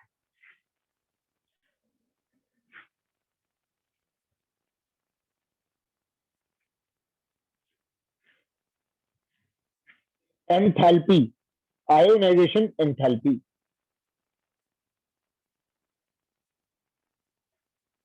ठीक है, okay, first point, Suryanshu Raj Kashyap. बेटा प्लीज टाइम से रिलेटेड कुछ मत कोई सही है, मैं आपको किक आउट कर दूंगा। Suryanshu Raj Kashyap, you can leave the class. ठीक है, टाइम से रिलेटेड आप कुछ भी नहीं बोलोगे, आपका टाइम हो गया, you can leave the class, see the recording afterwards. It is the property of metal, it is an endothermic process।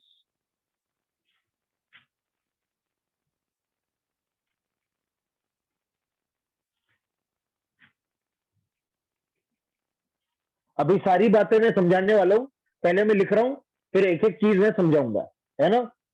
पहले लिख लेते हैं। It is the amount of energy required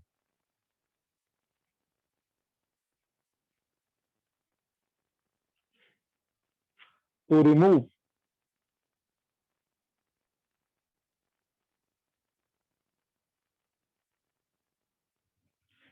the outermost electron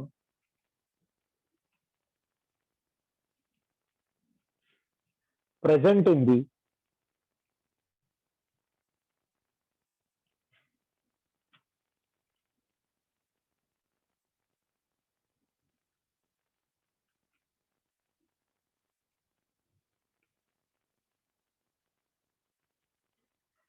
gaseous atom, है ना। अब सुनो,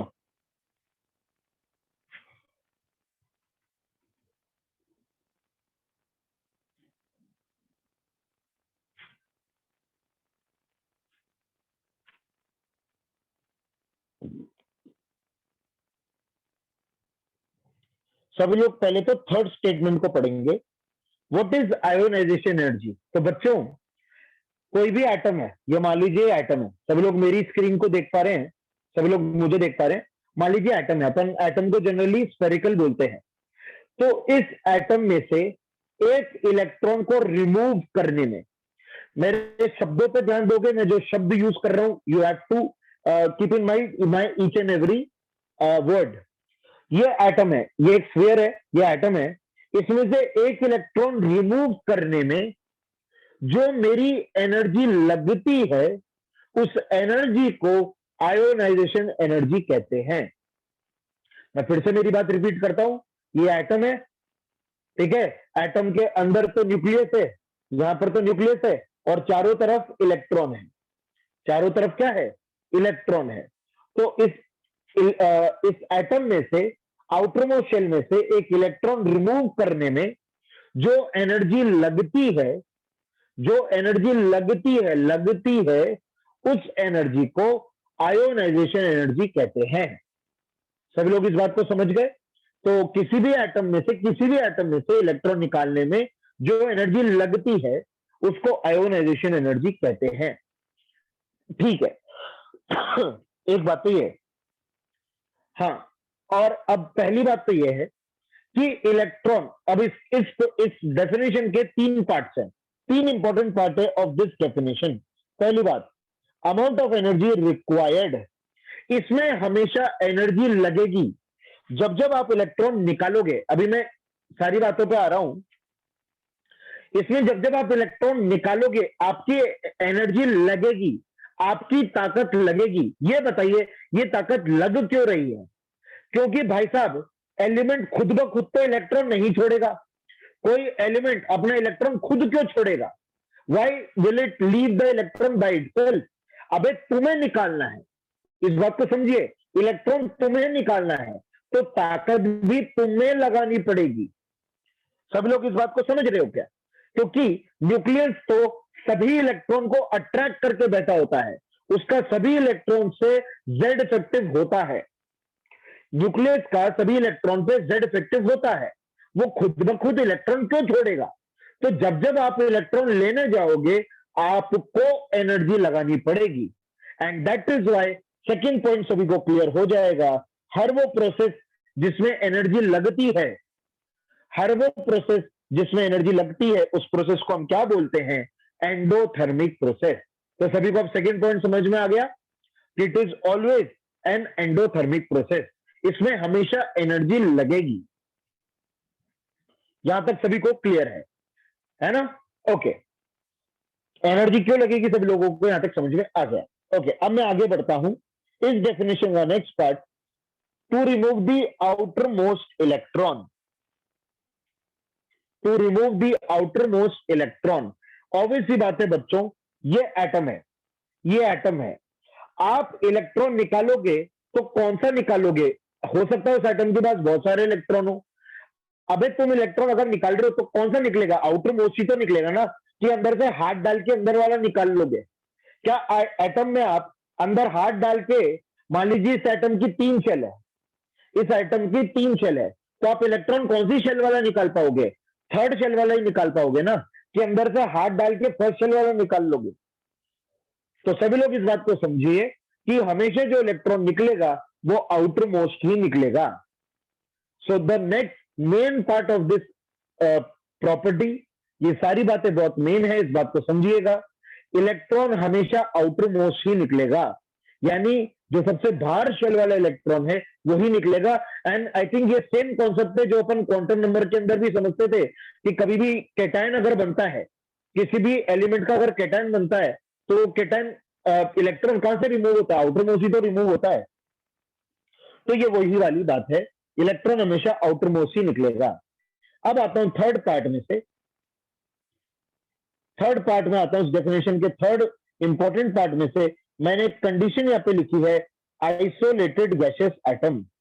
now what does isolated gaseous atom mean? तो सभी लोग बहुत ध्यान से समझिएगा। मान लीजिए मैं आपसे बोलूं कि मुझे लिथियम सॉलिड की आयोनाइजेशन एनर्जी पे कमेंट करिए, कम होगी या ज्यादा होगी। मुझे लिथियम सॉलिड की आयोनाइजेशन एनर्जी पे कमेंट करिए कि कम होगी या ज्यादा होगी, तो आप क्या कहोगे? You will say no comments. क्योंकि अगर कोई एलिमेंट सॉलिड स्टेट में है तो आप उसके आयोनाइजेशन एनर्जी निकाल ही नहीं सकते। तो इस बात को याद रखना, हम कभी भी आयोनाइजेशन एनर्जी सॉलिड या लिक्विड स्टेट में नहीं निकाल सकते। उसके लिए आपको एलिमेंट को गैसियस स्टेट में कन्वर्ट करना पड़ेगा। You will have to convert the element into gaseous state. तो कैसे करें कन्वर्ट गैसियस स्टेट में? तो आपको अगर लिथियम की आयनाइजेशन एनर्जी निकालनी ही है तो पहले आपको क्या करना पड़ेगा? You will have to provide sublimation energy. क्या सभी लोग सब्लिमेशन एनर्जी का मतलब समझते हो क्या? सब्लिमेशन का मतलब समझते हो क्या? समझते होंगे। सब्लिमेशन का मतलब होता है सॉलिड से डायरेक्ट गैस। सॉलिड से डायरेक्ट गैस को बोलते हैं सब्लिमेशन एनर्जी। तो यहां पर आपको पहले सब्लिमेशन एनर्जी प्रोवाइड करवानी पड़ेगी जिससे लिथियम डायरेक्ट गैस में कन्वर्ट हो जाए। So now yes it is in gaseous state, yes now it is in gaseous form. अब क्या आप इसके आयनेशन एनर्जी की बात कर सकते हो? बिल्कुल, अब आप इसके आयनेशन एनर्जी की बात कर सकते हो। पहले आप इसके आयनेशन एनर्जी की बात नहीं कर सकते थे because it was in solid state. तो सभी लोग बात समझ गए क्या? What does gaseous atom means? ठीक है, अब एक केस और लेते हैं। एक केस और लेते हैं। मान लीजिए मैं बात करूं Cl2 गैस की,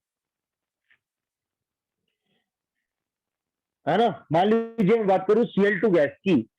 अब ये तो गैसियस स्टेट में है ना, ये तो गैसियस स्टेट में। क्या आप यहाँ पे इसके आयनेशन एनर्जी की बात कर सकते हो? नहीं कर सकते हो। क्या आप इसके आयनेशन एनर्जी की बात कर सकते हो? नहीं कर सकते हो, नहीं कर सकते। क्यों? क्योंकि ये बॉन्डेड है। यहाँ पे क्या प्रॉब्लम आ गई? अब ये बॉन्डेड है, अरे इनके बीच में बॉन्ड बना हुआ है। Now what does isolated means? अकेला एटम होना चाहिए, किसी के साथ बॉन्डेड नहीं होना चाहिए। सो नेक्स्ट रेस्ट्रिक्शन इज कि आइसोलेटेड गैसेस एटम चाहिए। आइसोलेटेड चाहिए, अकेला इकलौता एटम चाहिए, इकलौता एटम। तो अब क्या करें सर यहाँ पे? तो यहां पर आप एक चीज कर सकते हो, you can provide bond dissociation energy. You can provide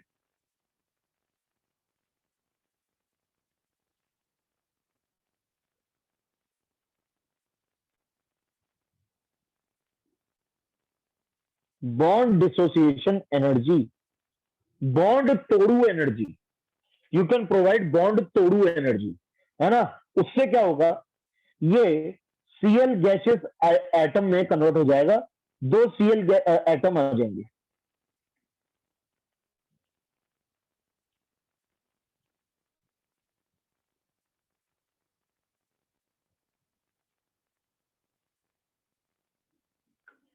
उससे क्या होगा? ये बॉन्ड टूट जाएगा और दो क्लोरीन एटम्स आ जाएंगे। क्या अब आप इसके आयनेशन एनर्जी की बात कर सकते हो?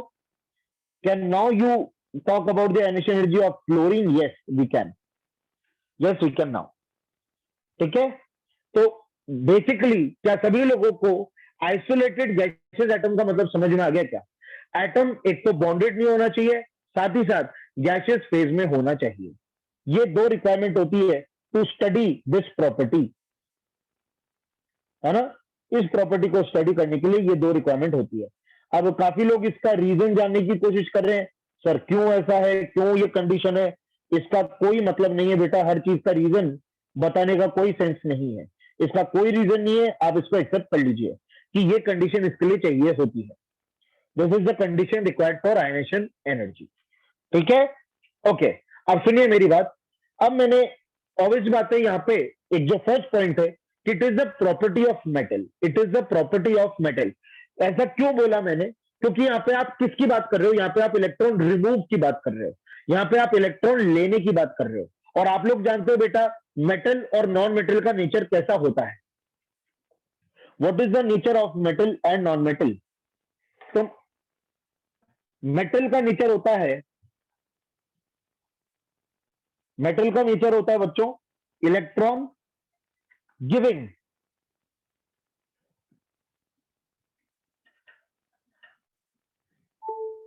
और नॉन मेटल का नेचर क्या होता है?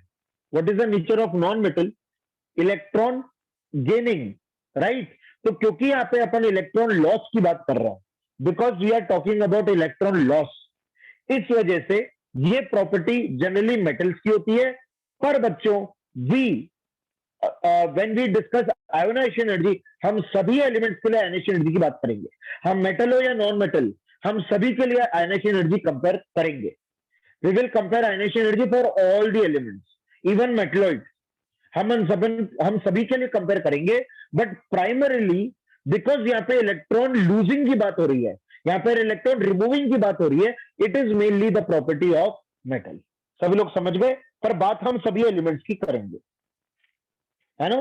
ओके, तो आई थिंक ये पूरा सेक्शन क्लियर है सभी लोगों को, ये पूरा सेक्शन क्लियर है कि जितना मैंने लिखवाया, ठीक है? ओके, ठीक है।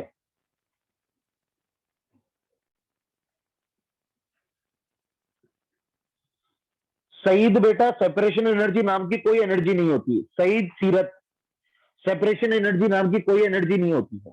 ओके,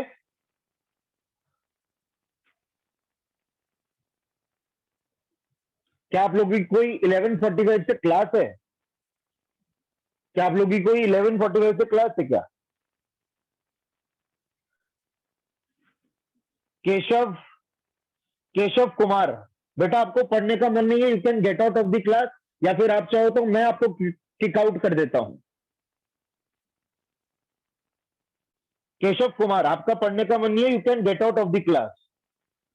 हाँ, तो आप क्लास छोड़ दीजिए, आपकी यूट्यूब पे कोई क्लास है, you can leave the class and see the recording afterwards. Okay, आगे बढ़ते हैं बच्चों। तो सर इसके 3 नाम क्यों दिए गए? Why did we give 3 names? Ionization energy, ionization potential और आयनेशन एंथैल्पी। जो 3 नाम है ये किस बेसिस पे दिए? सिंपल सी बात है, यूनिट की वजह से। याद रखना बच्चों, there are 3 units of ionization energy, the units of ionization energy, ionization potential and ionization enthalpy are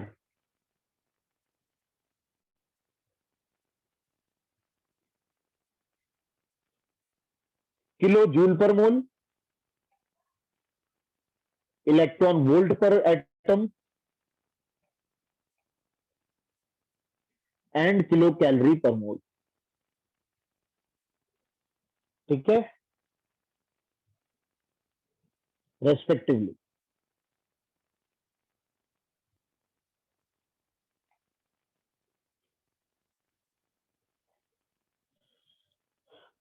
okay, ये 3 यूनिट अलग अलग इनकी होती है। जैसे एनर्जी की यूनिट होती है किलो जूल पर मोल, ये किलो जूल लिखा बेटा, है ना? किलो जूल पर मोल। पोटेंशियल की वैल्यू इलेक्ट्रॉन वोल्ट, इसको स्मॉल ई कैपिटल वी, याद रखना, small V small E capital V, electron volt बोलते हैं इसको, इलेक्ट्रॉन वोल्ट पर एटम, और किलो कैलोरी पर मोल। ये 3 यूनिट होती है अलग अलग, इसके बेसिस पे 3 नाम दे दिए गए, ionisation energy, ionization potential and ionisation enthalpy, है ना? ओके, एंथैल्पी का भी मतलब एनर्जी ही होता है, एंथैल्पी का भी मतलब एनर्जी होता है। ओके, नेक्स्ट थिंग है, नेक्स्ट टॉपिक है सक्सेसिव आयोनाइजेशन एनर्जी। थोड़ा सा मजा आने वाला है इस टॉपिक के अंदर, सक्सेसिव आयोनाइजेशन एनर्जी। बच्चों, अभी हमने बात करी कि आयनेशन एनर्जी है क्या? It is removal of electron, right?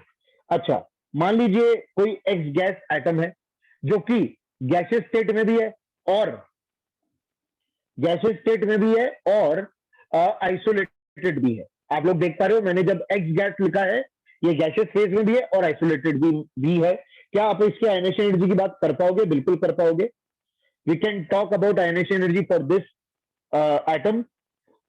और अगर आपने आयोनाइजेशन एनर्जी लगा दी, अगर आपने आयोनाइजेशन एनर्जी लगा दी, तो आपने क्या किया? आपने इसमें से एक इलेक्ट्रॉन रिमूव कर दिया। You have remove 1 electron from this and made it x plus gaseous. You have made it x plus gaseous, एक इलेक्ट्रॉन रिमूव हो गया है। अच्छा, पर क्या बच्चों ये जरूरी है कि आप एक एटम से एक ही इलेक्ट्रॉन निकाल सकते हो? क्या ऐसा कुछ लिमिटेशन है कि एक एटम से एक ही इलेक्ट्रॉन निकलेगा? नहीं, आप एक से ज्यादा भी निकाल सकते हो। तो मान लीजिए मैंने इसमें एक और बार आयोनाइजेशन एनर्जी लगा दी, मैंने इसमें एक और बार आयोनाइजेशन एनर्जी लगा दी, यानी एक और इलेक्ट्रॉन रिमूव कर दिया, तो ये X2 प्लस गैसेस बन जाएगा। अगर इसमें एक और बार आयोनाइजेशन एनर्जी लगा दी, तो ये X3 प्लस गैसेस बन जाएगा। है ना। एक और बार लगा दी तो X3+ बन जाएगा, एक और बार लगा दी तो X4+ गैसेस बन जाएगा। तो हर बार मैं एनर्जी लगाता जाऊंगा तो बेशक मुझे इस तरह से मिलता जाएगा। अब क्या आप लोग में से कोई ये बात फील कर पाएगा?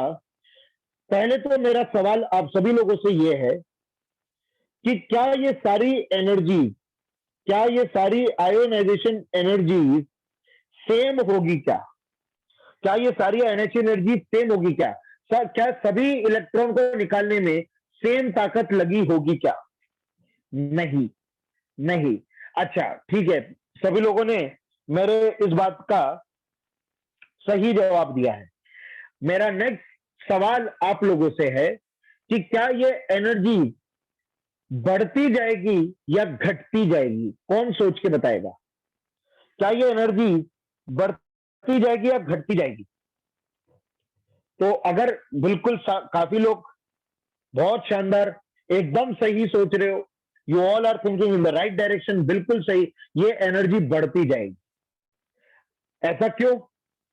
अब अगला सवाल है, ऐसा क्यों? बिल्कुल, अरे वही कोई वो टीचर स्टूडेंट वाला जो कॉन्सेप्ट था वो भी लगा सकते हो, कोचिंग वाला, या फिर सिंपल सी बात है, जेड इफेक्टिव बढ़ता जाएगा। बिल्कुल, आप इलेक्ट्रॉन निकालते जाओगे, प्रोटॉन तो उतने ही रहेंगे, इलेक्ट्रॉन कम होते जा रहे हैं। तो पहली बात तो इसका मतलब अगर ये एनर्जीज अलग अलग होगी, अब मैं आता हूं इस बात पे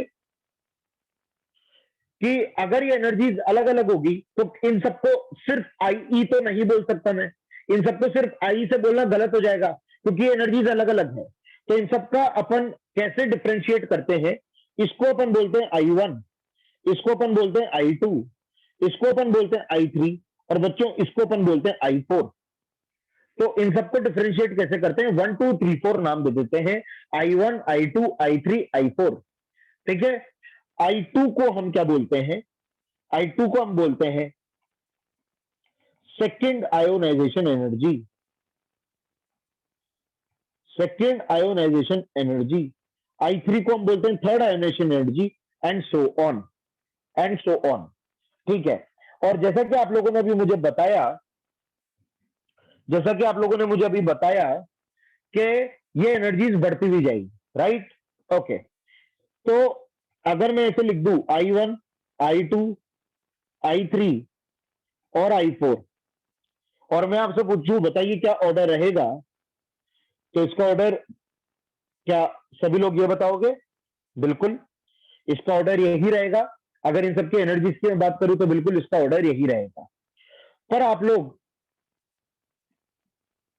इसका प्रॉपर लॉजिक अपन बता सकते क्या? क्या इसका कोई लॉजिक अपन बता सकते क्या? बिल्कुल बता सकते हैं। मान लीजिए इसमें प्रोटॉन पे Z, इलेक्ट्रॉन भी थे Z, है ना? प्रोटॉन भी थे Z, कितने रह गए Z? इलेक्ट्रॉन कितने हो गए? Z-1। इलेक्ट्रॉन कितने हो गए? Z-1।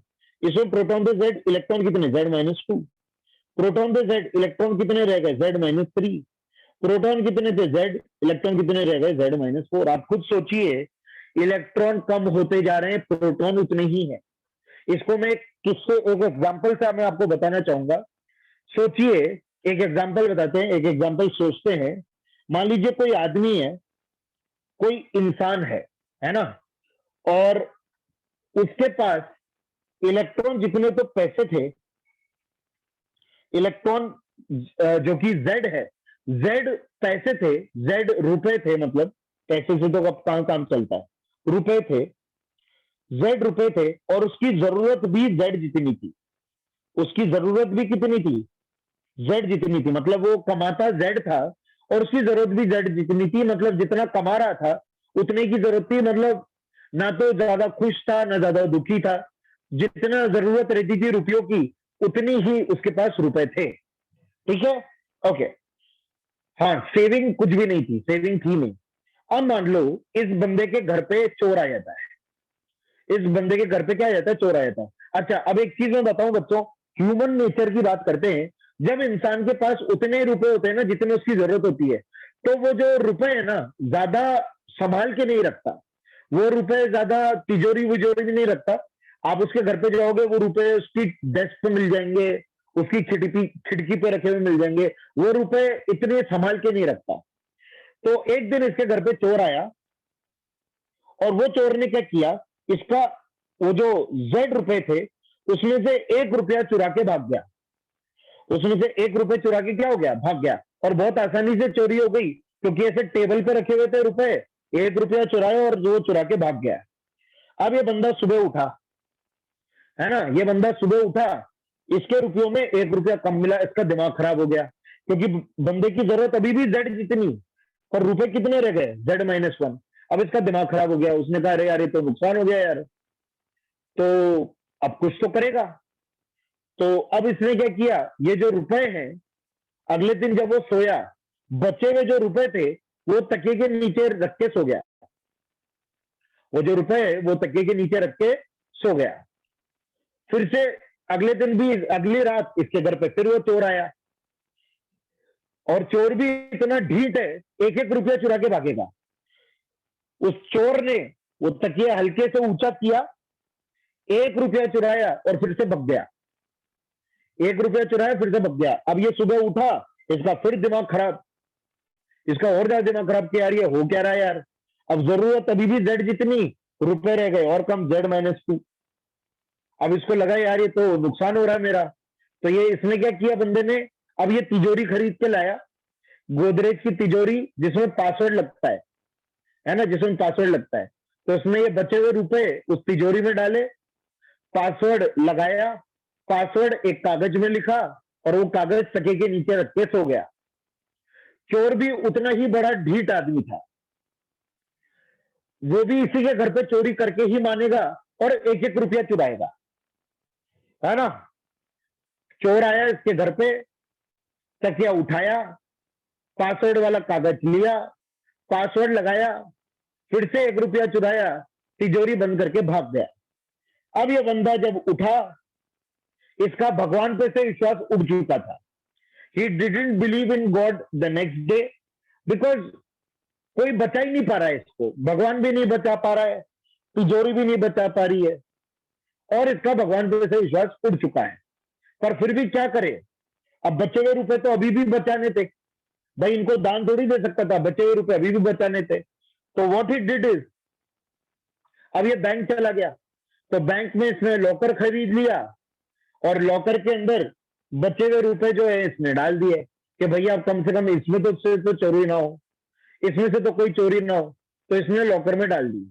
पर जैसा कि आप चोर को समझ पा रहे, उतना ही ढीठ आदमी, मतलब इसी इसी बंदे को चोरी करना है उसको। तो अब अगली रात चोर इसके घर पे नहीं गया, चोर गया बैंक जिसमें इसने लॉकर खुलवाया था। चोर ने बैंक तोड़ा और इसी बंदे का लॉकर तोड़ा, इसी बंदे का लॉकर तोड़ के फिर से 1 रुपया इसके लॉकर में से चुरा लिया। नेक्स्ट डे इन अंकल ने खुद की गोली मारकर हत्या कर ली, और अब ये अंकल नहीं रहे, जो है ही क्विट। तो आई होप ये जो दर्दनाक कहानी थी, इस कहानी से, हाँ, रेस्ट इन पीस अंकल, बिल्कुल। तो आई थिंक सभी लोग इस कहानी से क्या समझ पाए। पहली बात, ये एक चिंदी चोर की कहानी थी जो 1-1 रुपया चुरा रहा था। सभी लोग इस बात को समझिए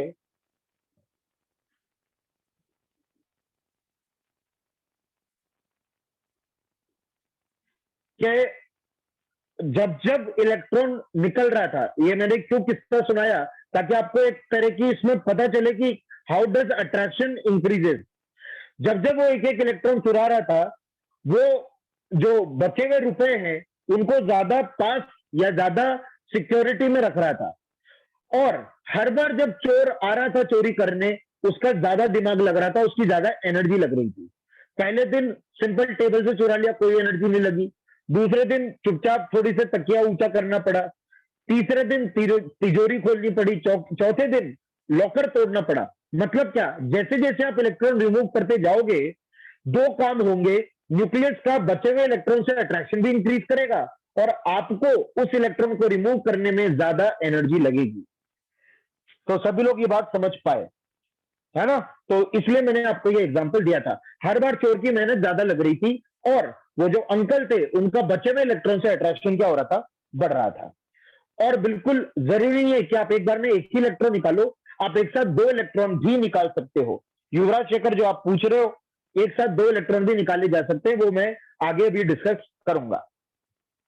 ठीक है, अब सुनो। तो यहां पर जो मैंने एनर्जी कंपेयर करी है, ये एनर्जी याद रखना, ये एक्स एटम को लेकर ये एनर्जी है। It is related to the X atom. ठीक है, ये सारी जो आयनेशन एनर्जी है ये मैंने एक्स के रेस्पेक्ट ली है। एक्स की first ionization energy is less than X की second ionization energy is less than X की third ionization energy less than X की फोर्थ आयनेशन एनर्जी। अब इससे रिलेटेड कुछ थ्योरी है जो कि चलिए आज टाइम थोड़ा ज्यादा हो गया है, मैं नेक्स्ट क्लास में आपको बता दूंगा। फटाफट से इसका हैंडआउट ले लीजिए, फटाफट से इसका हैंडआउट ले लीजिए सभी लोग। अभी और मजा आने वाला था बट थोड़ा सा टाइम आज ज्यादा हो गया है, तो कोई बात नहीं, नेक्स्ट टर्न पे मैं आपको बता दूंगा। अभी और मजा आने वाला था, कोई बात नहीं।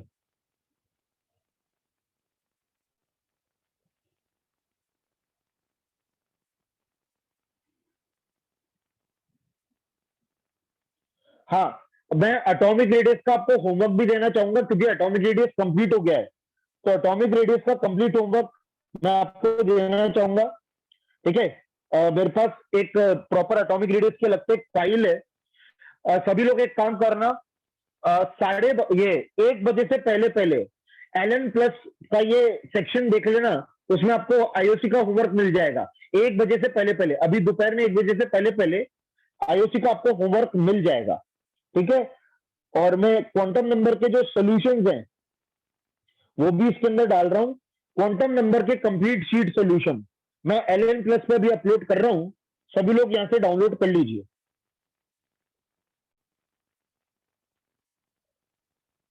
है ना? और हाँ, ये क्वांटम नंबर के शीट सॉल्यूशन है।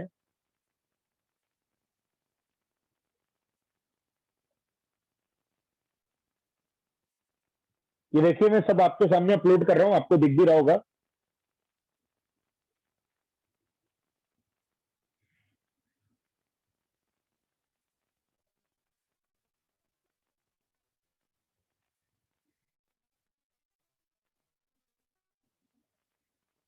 हाँ, क्वांटम नंबर की शीट कंप्लीट कर लेना बच्चों।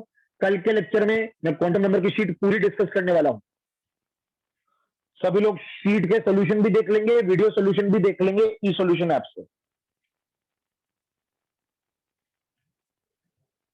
हाँ जी, मैंने ये क्वांटम नंबर के सॉल्यूशन डाल दिए। एटॉमिक रेडियस के जो सवाल हैं, मैं कल एटॉमिक रेडियस डिस्कस नहीं कर पाऊंगा क्योंकि कल मैं क्वांटम नंबर डिस्कस करूंगा।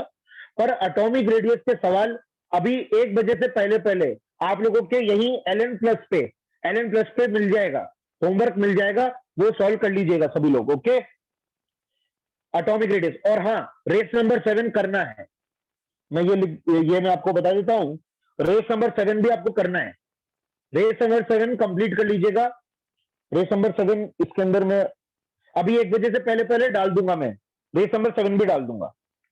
ठीक है, ओके बच्चों, मिलते हैं कल की क्लास में, है ना? ओके बच्चों, have a great day, bye bye.